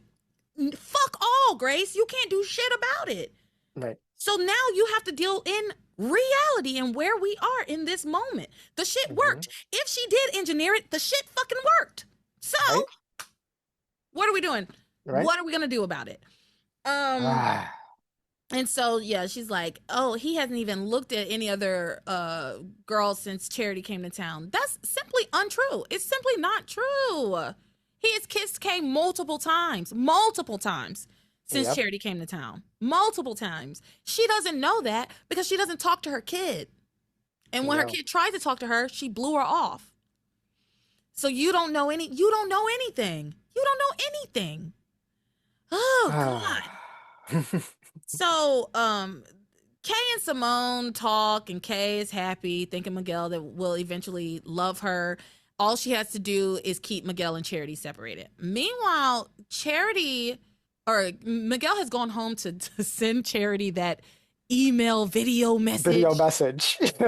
Which I love. And I'm gonna tell you this: it's 2002. I think we actually have rolled over into 2003 in these episodes. But Yes, so it would have been the new year, so at that time, first of all, the a message he 56K sent, modem. hello. At that time, he sent. First of all, the message he sent was long, and it was a video.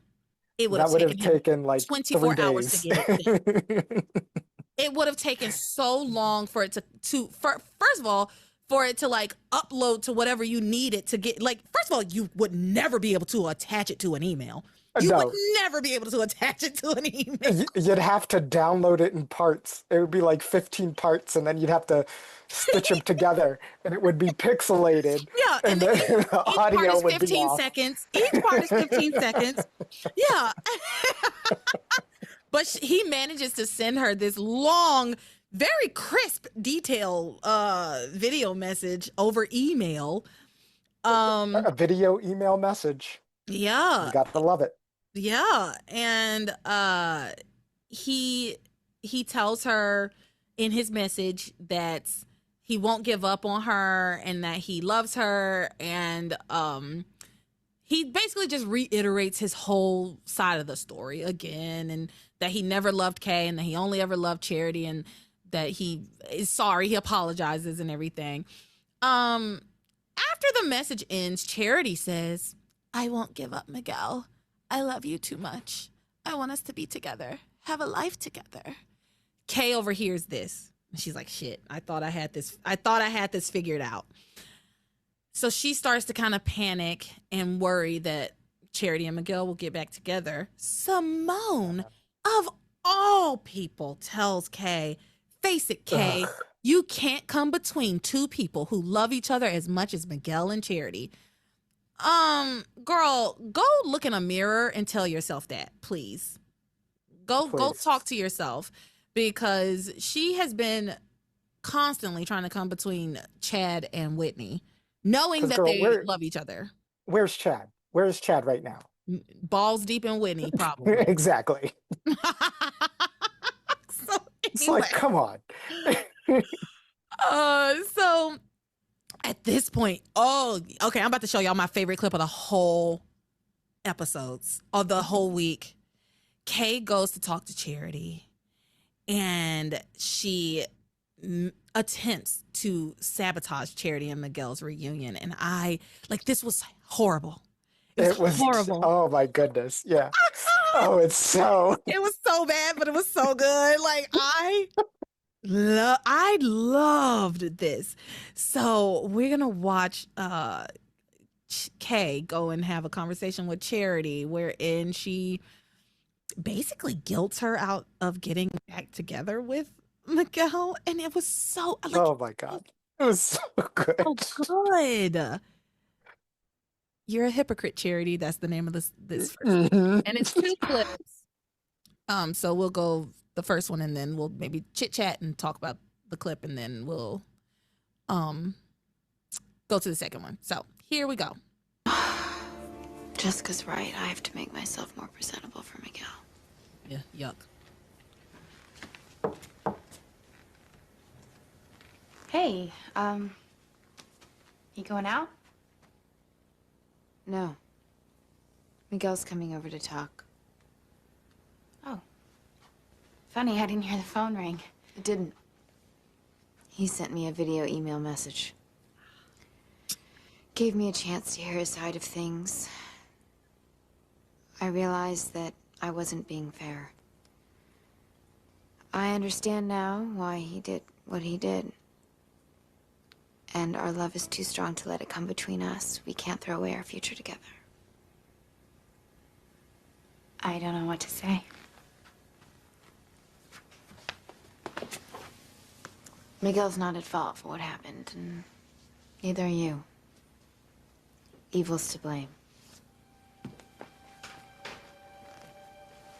You know, Charity, I'm really surprised at you.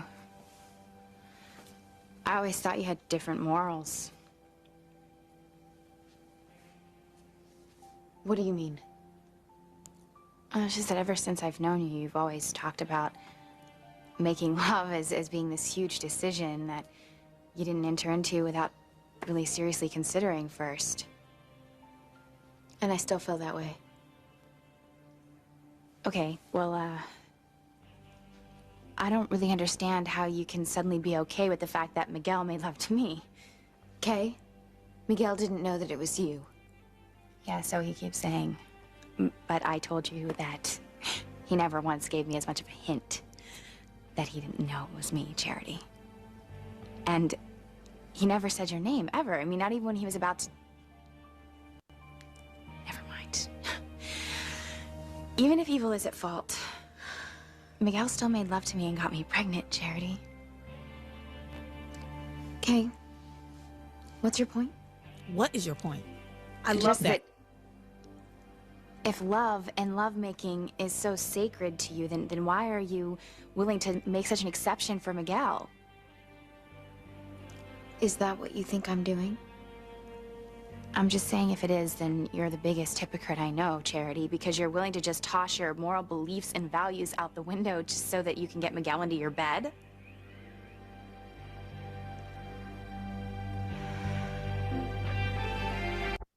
Okay. This is so good. It is. It really is. The bringing up of her morals. I thought you had better morals than that. God, but you know what I really, really liked, and I wish that Passions had taken this in a different direction, but of course, they won't because they hate us as viewers. They do. They hate us. Charity's coldness, 2K, so good. I loved the positioning of these two ladies and Charity's eyes opening. That's where this could have gone, right? My eyes are open. I think her eyes are halfway open, but she's still letting Kay get in her head. She still wants to think. I think she still wants to see the best in Kay. But when she says, "Kay, what is your point?" That could have gone in such a great direction. That could have. It could have gone in such a great direction. I know you're pregnant with his baby, but he has chosen to be with me. And I love him. And I'm not gonna stop. I'm gonna be with my man. I chose my man. Right. And he said Stand your ground. Yeah, right. And I believe his story about Evil. He doesn't he keeps telling you that he doesn't want to be with you. Yeah, I will stand my ground. I wish Charity did too. I loved that. I love that. Okay, what's your point? Yeah, honey, what is your point? Why are you... What is your point? Yeah. Because the glare Charity gave Kay when she walked through the door. Good. Oh. It's so good. That edge to Charity. Oh, we could have had this show could have been 10,000 times better than it is. And we love it. Listen, we love Passions. It's great in a way. I think I love it more so sometimes for the nostalgic reasons than I do for necessarily the writing or the storylines, right? But there's moments like this where we could have taken this in such a different direction than they decided to take it. Because if we had snapped into Charity not being 100% all the way, she's just the personification of goodness.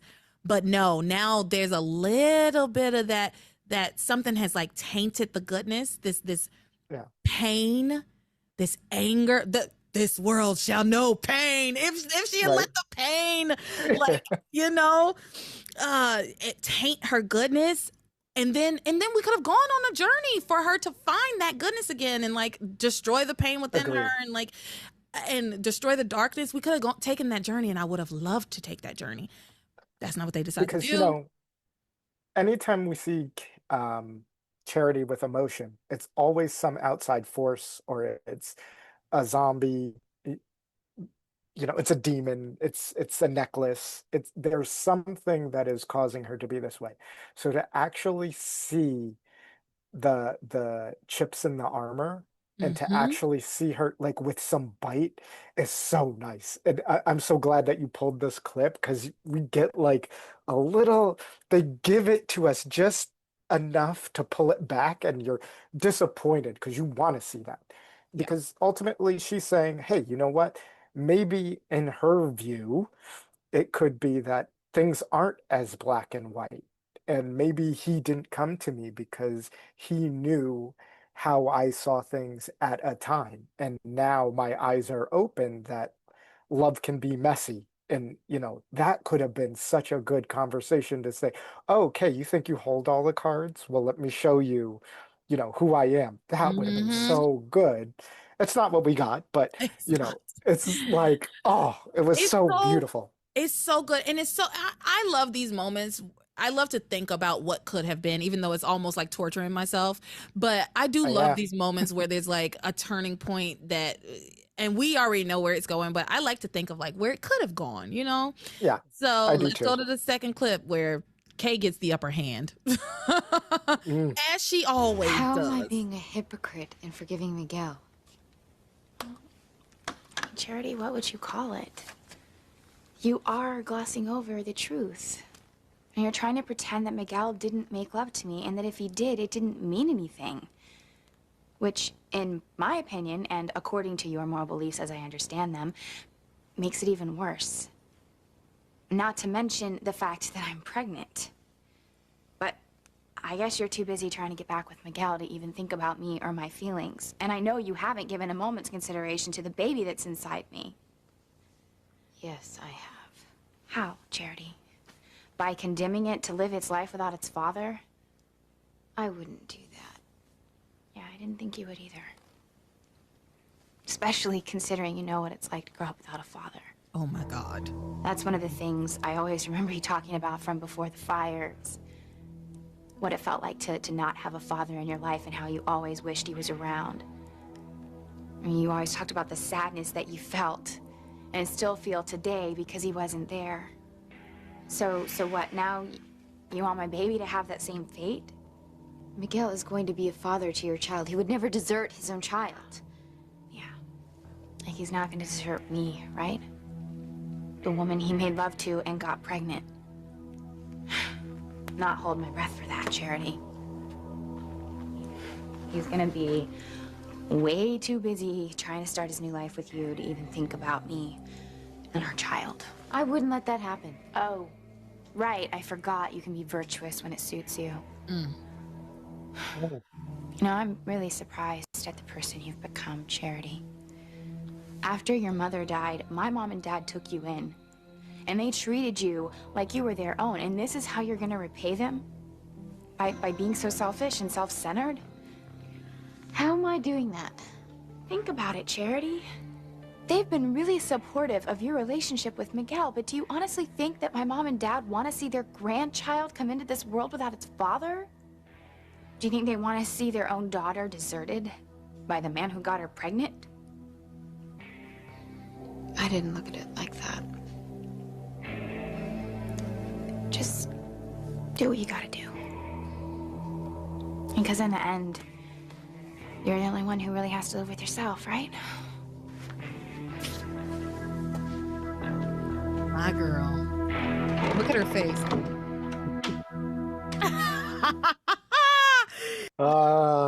She makes at the end like, pretty good. Yeah. That was a good one, Kay. Like, pat herself on the back. Oh my God, to bring up, first of all, the fact that Charity had like an absent father. We don't know anything about her dad, but like bringing up that wound, that's blow number one, right? Then she basically calls her a selfish orphan. Oh my God, body slam. Right? Down goes Charity.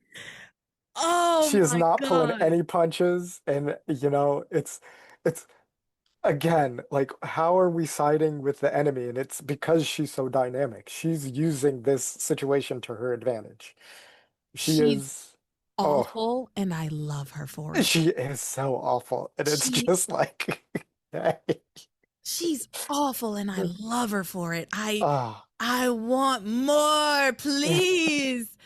Oh my gosh, that was mean. Oh God, that was mean. But it was so smart. But it was so smart.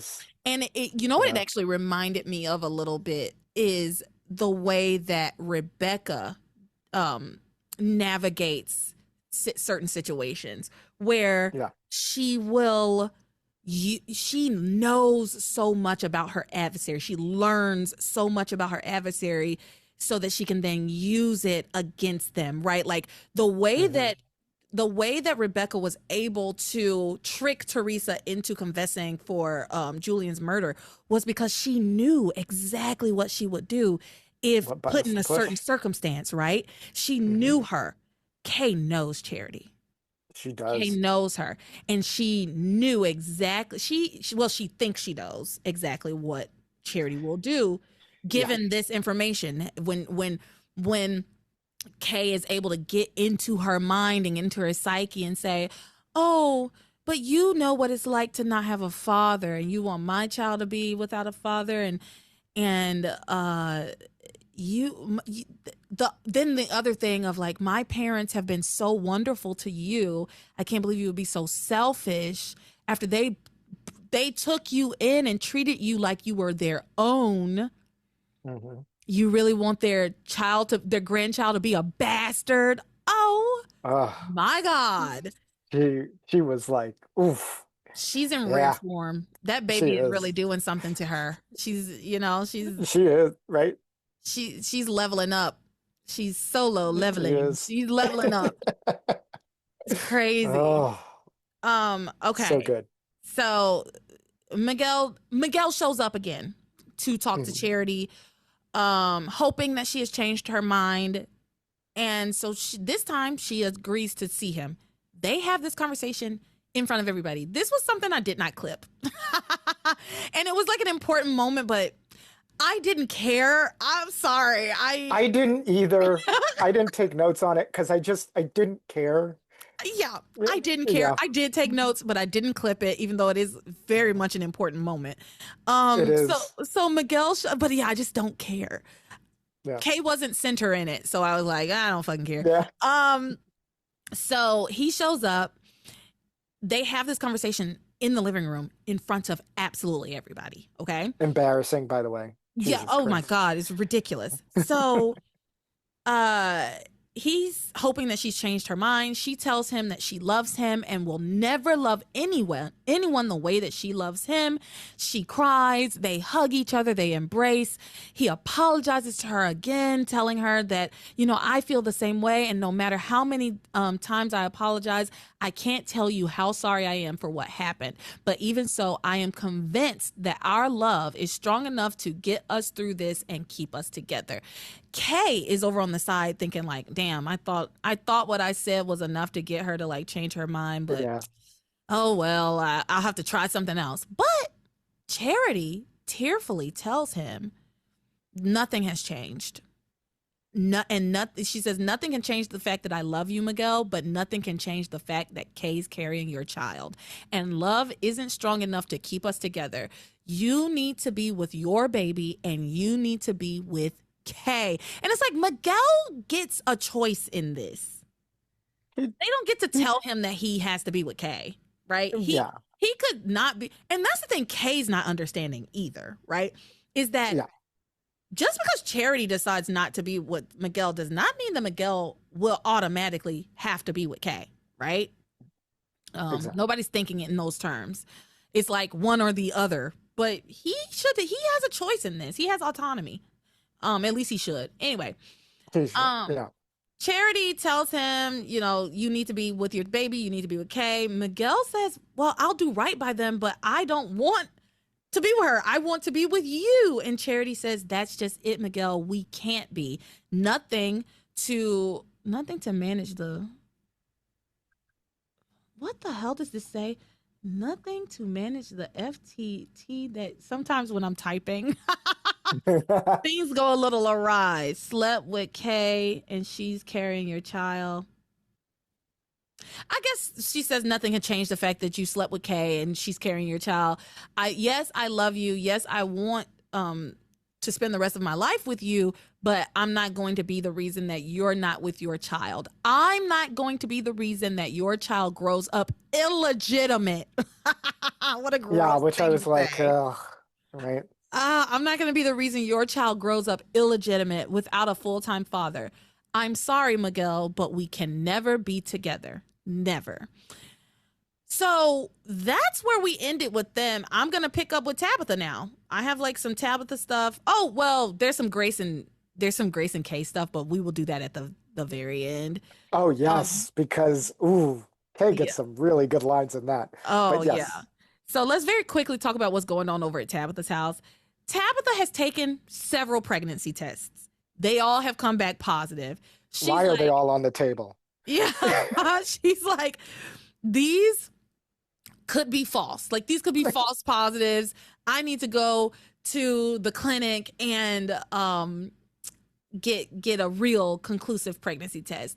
And she's like, I can't believe that I could get pregnant even at centuries old. She's several centuries old. And then she says, well, my aunt had a baby at 1,000. I love that. And then she thinks she decides to go to the women's health clinic to get a blood test done, basically. So when she gets there, she's very like, she's almost, I think she's like in a little disguise type of thing. Like she wants to be low key, obviously, right? And she tells the receptionist that she's there for a pregnancy test. And the receptionist is like, for your granddaughter? Yeah, like that receptionist was so unprofessional. I was like, how are you going to read Tabitha to filth? Right. And so she goes in to see the doctor. The doctor tells her, congratulations, you are pregnant. And she immediately faints. Yes.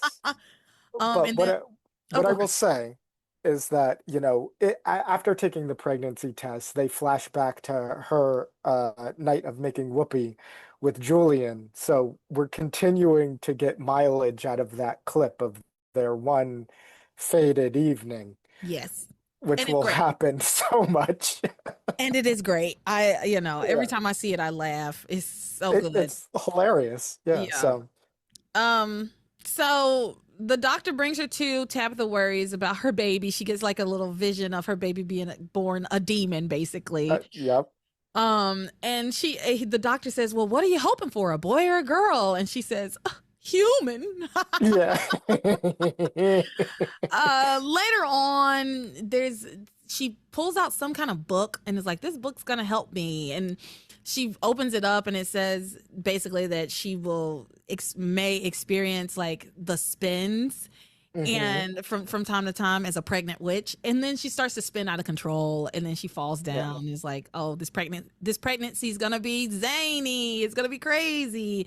But that's like it with Tabitha this week. But I did want to throw her in here before we wrap everything up.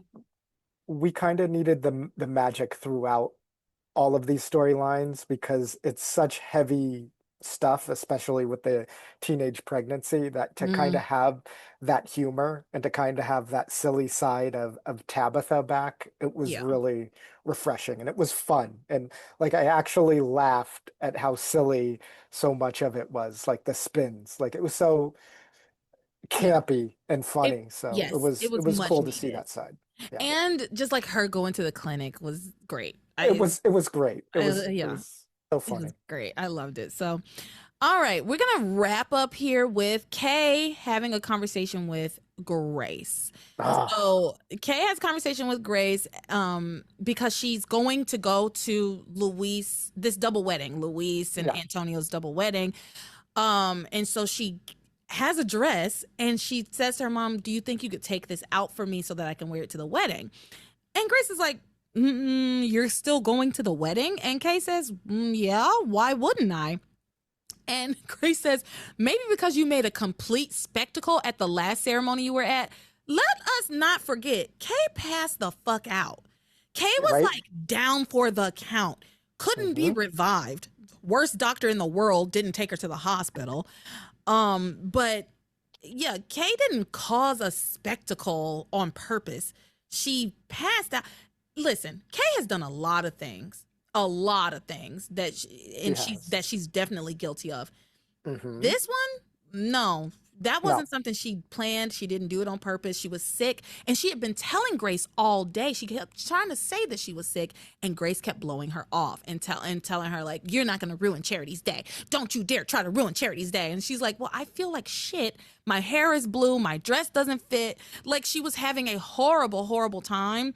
And then for Grace to tell her she can't go to this wedding because she made a spectacle at the last ceremony she was at. That's not what happened at all. And Grace is a fucking bitch for saying that. I'm sorry. Grace? 100%. Yes, she was. This is not a week for Grace. There is no grace for Grace. None. Yeah. And I'm going to go out on a limb and say from pretty much here on out, I'm not going to have any grace for Grace. Yeah, it's very difficult, especially because as soon as I started watching the episodes, a lot of memories came back about how this storyline proceeds, because like the whole baby thing is starting to, we're actually going to start to see the fallout of that baby spell and like what that means. And so I remember what happens with Kay, and it was so hard for me to see Grace, especially with that. And it doesn't get better. It just doesn't get better. So no, she's awful. So Kay tells her, why wouldn't I? Both of Miguel's brothers are getting married tonight, and they're going to be my baby's uncles in a few short months. And pretty soon I'm going to be a Lopez Fitzgerald myself. And Grace says, you don't honestly think that Miguel's going to marry you? This is when Charity comes out and she agrees with Kay. She says, no, Miguel needs to be with Kay and the baby. And Charity also plans on going to the wedding. She's like, but I am going to still go to the wedding. I'm close with the family and I still care about them very deeply. So we'll all go to the wedding. And then she just sadly mopes and goes back into her bedroom. And then Grace says, well, I hope you're happy. You've broken your cousin's heart into pieces. Kay says, I'm so sorry, Mother. I know you wish it was my heart that was torn in tatters. And she's not wrong. Great line. It is such a great line. And yes, she is right in saying that. She's not wrong. Because that is how Grace feels. Yeah, she would much rather see Kay in pain than Charity because she doesn't like Kay. That has become abundantly clear to me. She does not like Kay at all. She doesn't like the person she is. Because in her very next scene, she sits down with Charity, and to see the contrast between their relationship, you're like, you wonder why you're dealing with something like this right now? Maybe like look inward, Grace. So Grace tells Kay, I'm not going to get into this with you right now, but later on tonight, you and I are going to have a talk, and we are going to start this new year off with some new rules that you are going to obey. Girl, the time for rules and paying attention was years ago. Right. She's pregnant now. This girl is pregnant. What rules you going to put on her? What rules are you going to put on her at this point? And we already know where this heads, because I remember this exactly. I remember exactly what happens here, where Grace tries to, like, quote, lay down the law with this child that she has ignored for years. And her daughter's like, no, no. Because yes, I keep calling her a child, but technically she's a grown woman. Yeah. Technically she's a grown woman. So anyway, Grace then goes and takes Charity some food and tells her, you know, you can work things out with Miguel. The two of you love each other. You should be together. Charity and it's like, why press Charity on this? Charity has made her mind up. She has decided. And she has been utterly destroyed and devastated and betrayed by this man. And while she's saying, you know, yes, I'm still hurt and I do believe Miguel, there's still a lot of hurt there because frankly, even if you take the portion of him sleeping with Kay out of it because he thought that she was Charity, he still lied to her for months about it. Yep. For months. And that's to me, that's almost bigger than it is bigger than the betrayal because we know that Miguel didn't do that on purpose. We know that. We know for a fact he didn't do that on purpose. So the fact that he's lying about it, that's bigger than the betrayal. It is the bigger betrayal, frankly. And so the fact that Grace is being Miguel's champion in a house where the women in this house, the young girls in this house need you to champion them, not the boy who is not related to you and has screwed them over. Right? Like one of your daughters is pregnant, and like we keep bringing that point up, but one of your daughters is pregnant, and you're still going to bat for Miguel, regardless of how we got there. And it's like, and to add insult to injury, one thing that I want to note is she comes in with food for Charity, and there's soup there, and she goes, "Oh, I could warm this up for you." What are you bringing cold soup to your niece for? Like, what are you doing? Yeah, I think, because I heard that too. And I think what happened was she was taking food to Charity and she stopped in the hallway and was talking to Kay. And so the soup had cooled down, I guess. Yeah. But yeah, that made me laugh too. She's like, I can warm this up if you like. And yeah, of course she's taking Charity food. And Kay makes a joke about it. She says like, oh, well, what about me? I'm eating for two now. Yeah. It's really good. Where's my meal? So yeah, Grace goes to bat for Miguel for no good reason. And Charity tells her, I've always said that the most important thing to me in life was family values, a mother and a father raising their child together. That's a weird thing for you at 18 to be like, the most important thing is family values. God. What a freak. Right. God. She's such a weird girl. She really is. Such a weird girl.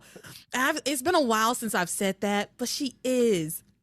But she says the most important thing in life was family values, a mother and a father raising their child together. And if I were to marry Miguel, I would be condemning Kay's baby to a life with one parent instead of two. The baby would still have two parents. Right. Miguel's not dying. The baby would still have two parents. Right. Then she goes on to say, I know what it's like, Aunt Grace. As wonderful as my mother was, I always missed not having a father. So, as sad as I am, I'm grateful to Kay for showing me the light. Dun, dun, dun. Grace is like, what do you mean? What do you mean Kay showed you the light? And Charity explains, well, I had a conversation with Kay and she made me see like it's wrong for me and Miguel to be together because they should be together so that they can raise their child together. So Grace goes to give Kay a stern talking to, but honey, Kay very quickly turns the tables on Grace. She sure does. Grace is not equipped. Grace is not equipped to have this like this contest of wits with Kay at all. She's not equipped to because Kay doesn't respect her. And frankly, Grace hasn't shown me as a viewer any reason why Kay should respect her. I'm sorry. Beyond just the virtue of her being her mother. Yeah. Like Grace will keep bringing up the fact that I'm your mother. And it's like, yeah, that might be, but you know, right now, like your daughter needs you in a different way. Like once your daughter is pregnant, you can't you can still be a mother, but it's a completely different dynamic. And it's like, And she keeps saying, we're in it, I'm your mother. Okay, well then act like it. Be right? motherly, be nurturing, be kind, Hmm. have some good advice, Right. perhaps. But let's look at it, honey, because this, I said the Yes. other one was my favorite one, but this also, I don't know, The- they might be neck and neck. There's actually 3 clips. It's long. There's a lot that happens, but there's actually oh, 3 clips, and so we'll get without even seeing it, I know what the clips are because I'm right here with you. I think this might be my favorite. I loved it. Oh, I loved it. And Grace gets exactly what she deserves, Yeah. which is dust from Kay. And I love it. All right. So we're going to start with this one. Do you have no conscience, no feeling for anyone besides yourself? Sometimes I feel like I have raised a monster. What are you going on about now? I was just in with Charity. You manipulated her into believing that she should not be with Miguel. You call it manipulation, I call it doing the right thing. You know, sometimes I really wonder about you, Mother. Everyone around here thinks that you're the personification of goodness and morality, but here you are trying to get the guy that got me pregnant to desert me and hook up with another girl. What happened to you? How did you turn out like this? Oh, what? Isn't this the way monsters generally behave? I'm sorry, Kay. I shouldn't have called you that. I'm just so upset by the things I see you doing lately, the way that you're thinking. Kay, I see you doing these cold-hearted things, and it's like a knife through my heart. Please, Kay. I'm begging you as your mother to please stop it. Please stop causing pain and suffering to people who don't deserve it. Who made you judge of everything that's right and holy?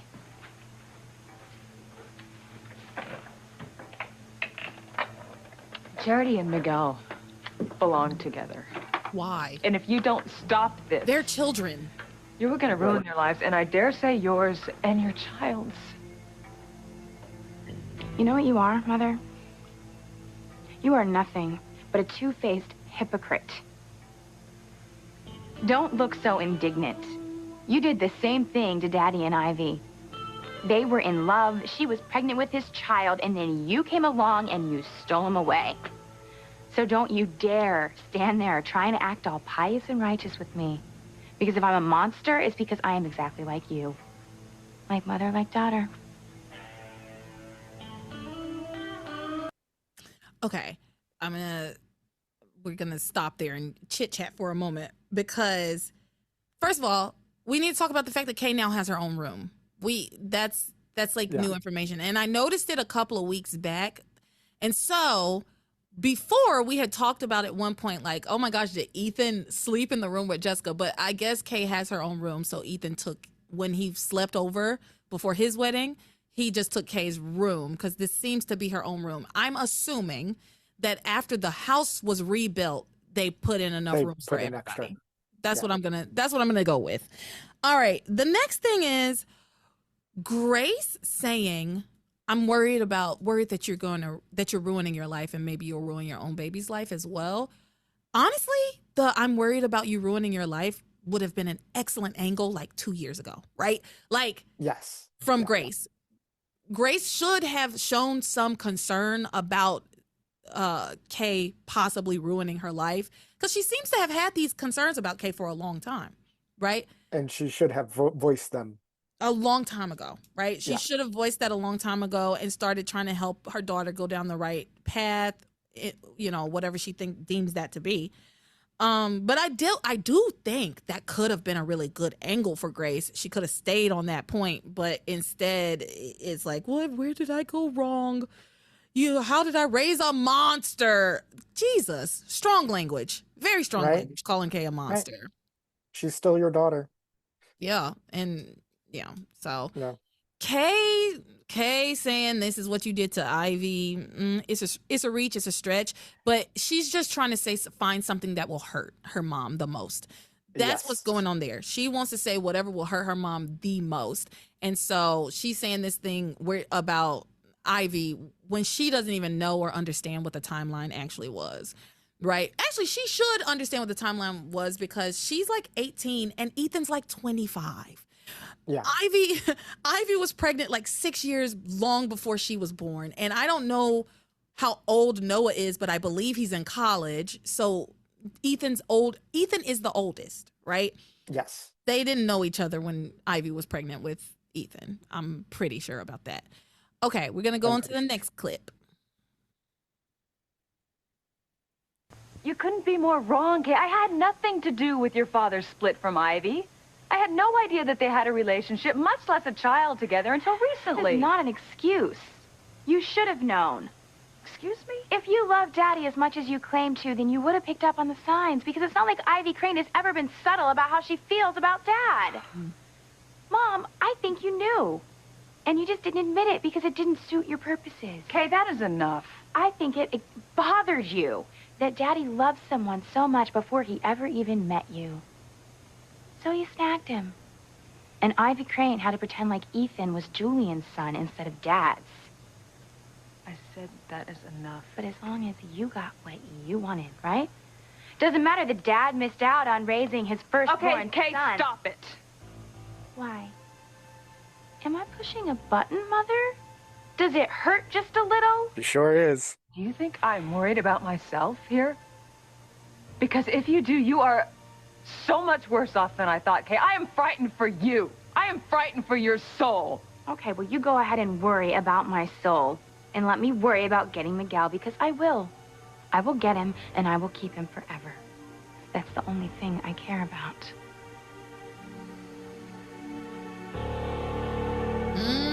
You tell her that. Yeah, Grace is right on some point, particularly with the Ivy stuff. But again, I will reiterate, Kay is just trying to hurt her any way she can at this point. She is. All right, this is the last clip.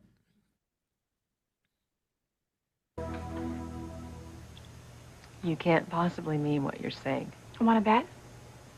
Why is it so hard for you to understand that I deserve to be with the man who got me pregnant? I love Miguel, And he Mom. loves Charity. Well, then he shouldn't have made love to me. I gave him my virginity, Mom. We had sex, okay? And just for the record, it was really great. No, sex. Kay, I don't want to hear this. Well, too bad. You're always saying that I should act like I'm more grown up. Well, guess what? I am all grown up now, Mom. I'm a woman. I'm a woman who's about to have a baby because I had sex and I liked it. You know what, Kay? That doesn't make you a woman. I don't want to fight with you anymore, okay?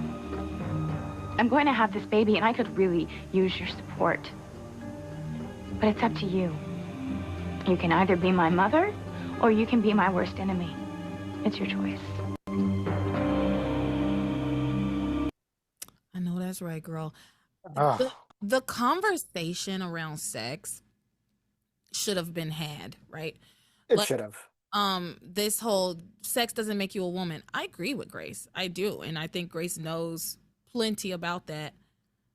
I think she could have talked to her daughters about that much sooner, right? Yeah. There's a lot of conversations that I believe were never had in this household. I can guarantee you this is an abstinence only household. Grace is no Grace is no safe sex advocate. No. At all. Sam would never even consider talking to his daughters about sex. And so this is what you get. This is what you get as a result of that. Because here's the thing, the line that Kay makes about having sex and enjoying it it's kind of the icing on the cake of this conversation, because there's no maturity in her thought process, but at the same time, the Bennetts never gave their kids those understandings, because it's everything about virginity and all of that. I think that's yucky. Like, Me too. virginity as a trophy and something. Like, if you choose to wait until marriage, that's your prerogative, and you should understand what that means, but you should also understand what sex is and what can it lead to and what conversations you need to have. Like, I'm a firm believer of consent is sexy, and two consenting adults should have those conversations about what they enjoy, what they don't, what makes them feel good, and what doesn't. And it when you put all of these weird labels that are out of reach, it's just icky and gross, and I don't like it. So it's like to actually hear in the same vein of her saying, "Hey, I had sex and I enjoyed it," and to see the look on Grace's face, it's like, yeah, but at the same time, you never had these conversations. Yeah. This is the problem. Yeah. Ah, It's yeah. so interesting too that they use the word sex here. It's very Yes, rarely because it's used. not making love. Yeah, it's Yeah, very rarely used in passions. And so that was very intentional, right? That yeah. because sex is a dirty word. It's a bad Mhm. word. I had sex and I liked it.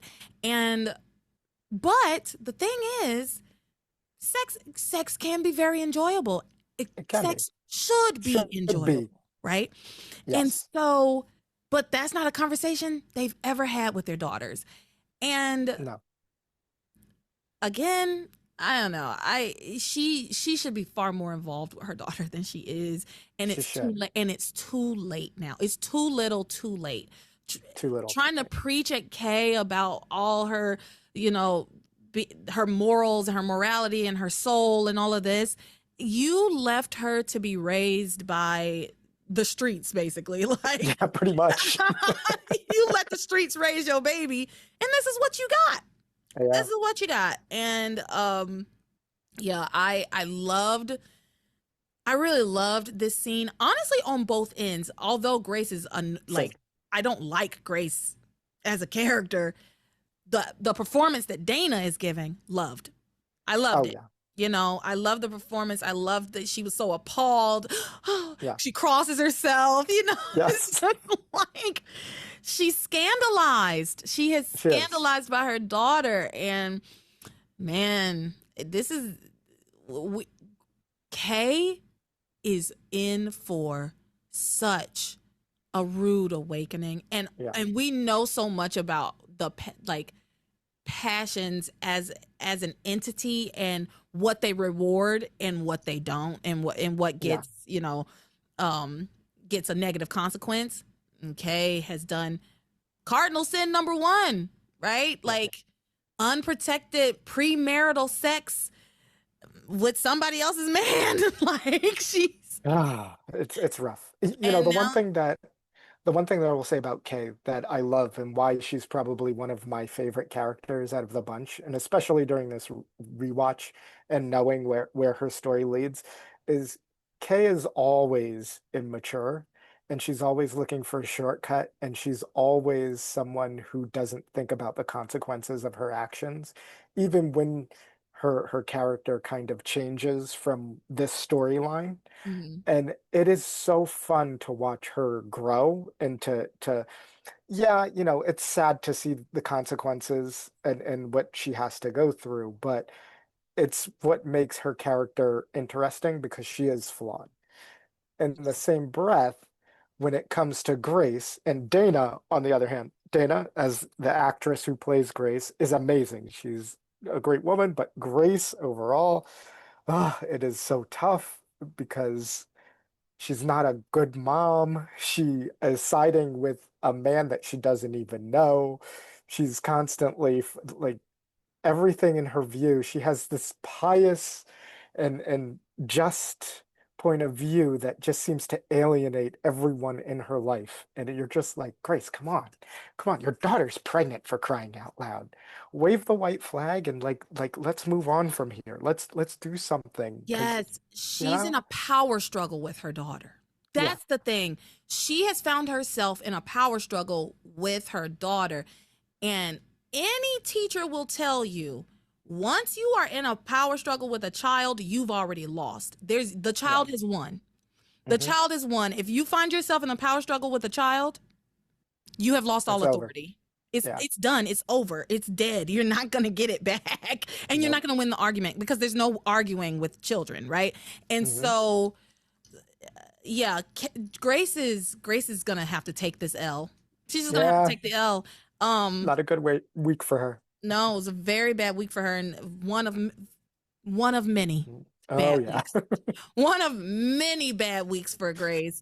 But Kay, right now, she's up. Our girl is Yeah, up. she She's is. gonna take a hard tumble. She's gonna take a hard tumble.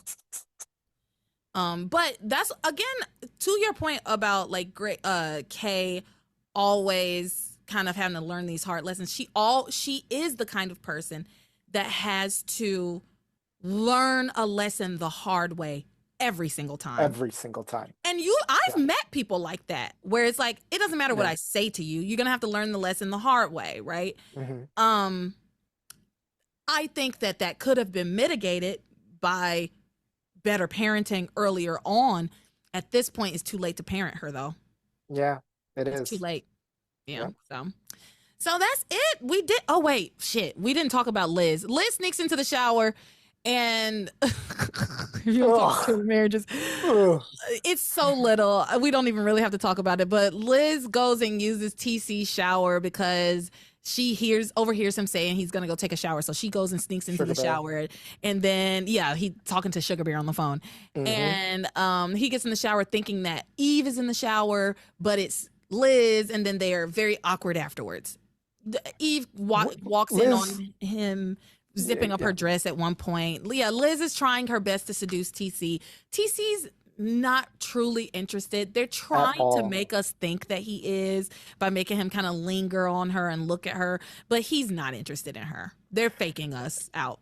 I'll be honest, every time that I see them on screen, he is so like understanding and liking her, but anytime she kind of like puts the moves on him, it seems very awkward and he seems like he doesn't like it at all. And like when she comes into the shower, I'm just like, Liz, what's your motivation here? Because it's just not working. It's just not working, girl. He's pretty much oblivious to what's going on with Liz at this point. On all sides, right? But as far as her trying to seduce him, he's not taking it that way, obviously. So nothing else happened. I'll mention it because it was my last note. But yes, that is it. Andrew, thank you so much. You have been great. Good. How you feel about your first time on? Like, we did the whole thing now. How do you feel? I feel really good. It was a lot of fun. I'm sorry for keeping us this late, but it was a lot of fun doing this with you. That's on me, y'all. We got on at 1. It is now 7:30. So we talk too much. That's the problem. We talk so much, and it's crazy because we only really had 2 storylines to talk about. We did, but we had a lot to talk about. We had a lot. It was a good time. It was fun, and I'm not as tired as I normally am. I hope y'all notice. I hope y'all actually take notice of the fact that I did not rush through this. I stuck it out because my back doesn't hurt today. So, all right, y'all. Andrew, where can the people find you? Join the Discord. I'm on the Discord as Darkcaster. All right. And you can find me on the Discord as well. Join the Patreon, patreon.com/passionspodcast, and sign up for whatever tier you find most agreeable. Go out to the website, passionspodcast.com, buy some merch, buy my music if you want to. It's there. And buy some of Naya's art if you want. Everything's out there. So with that, you are my passion for life.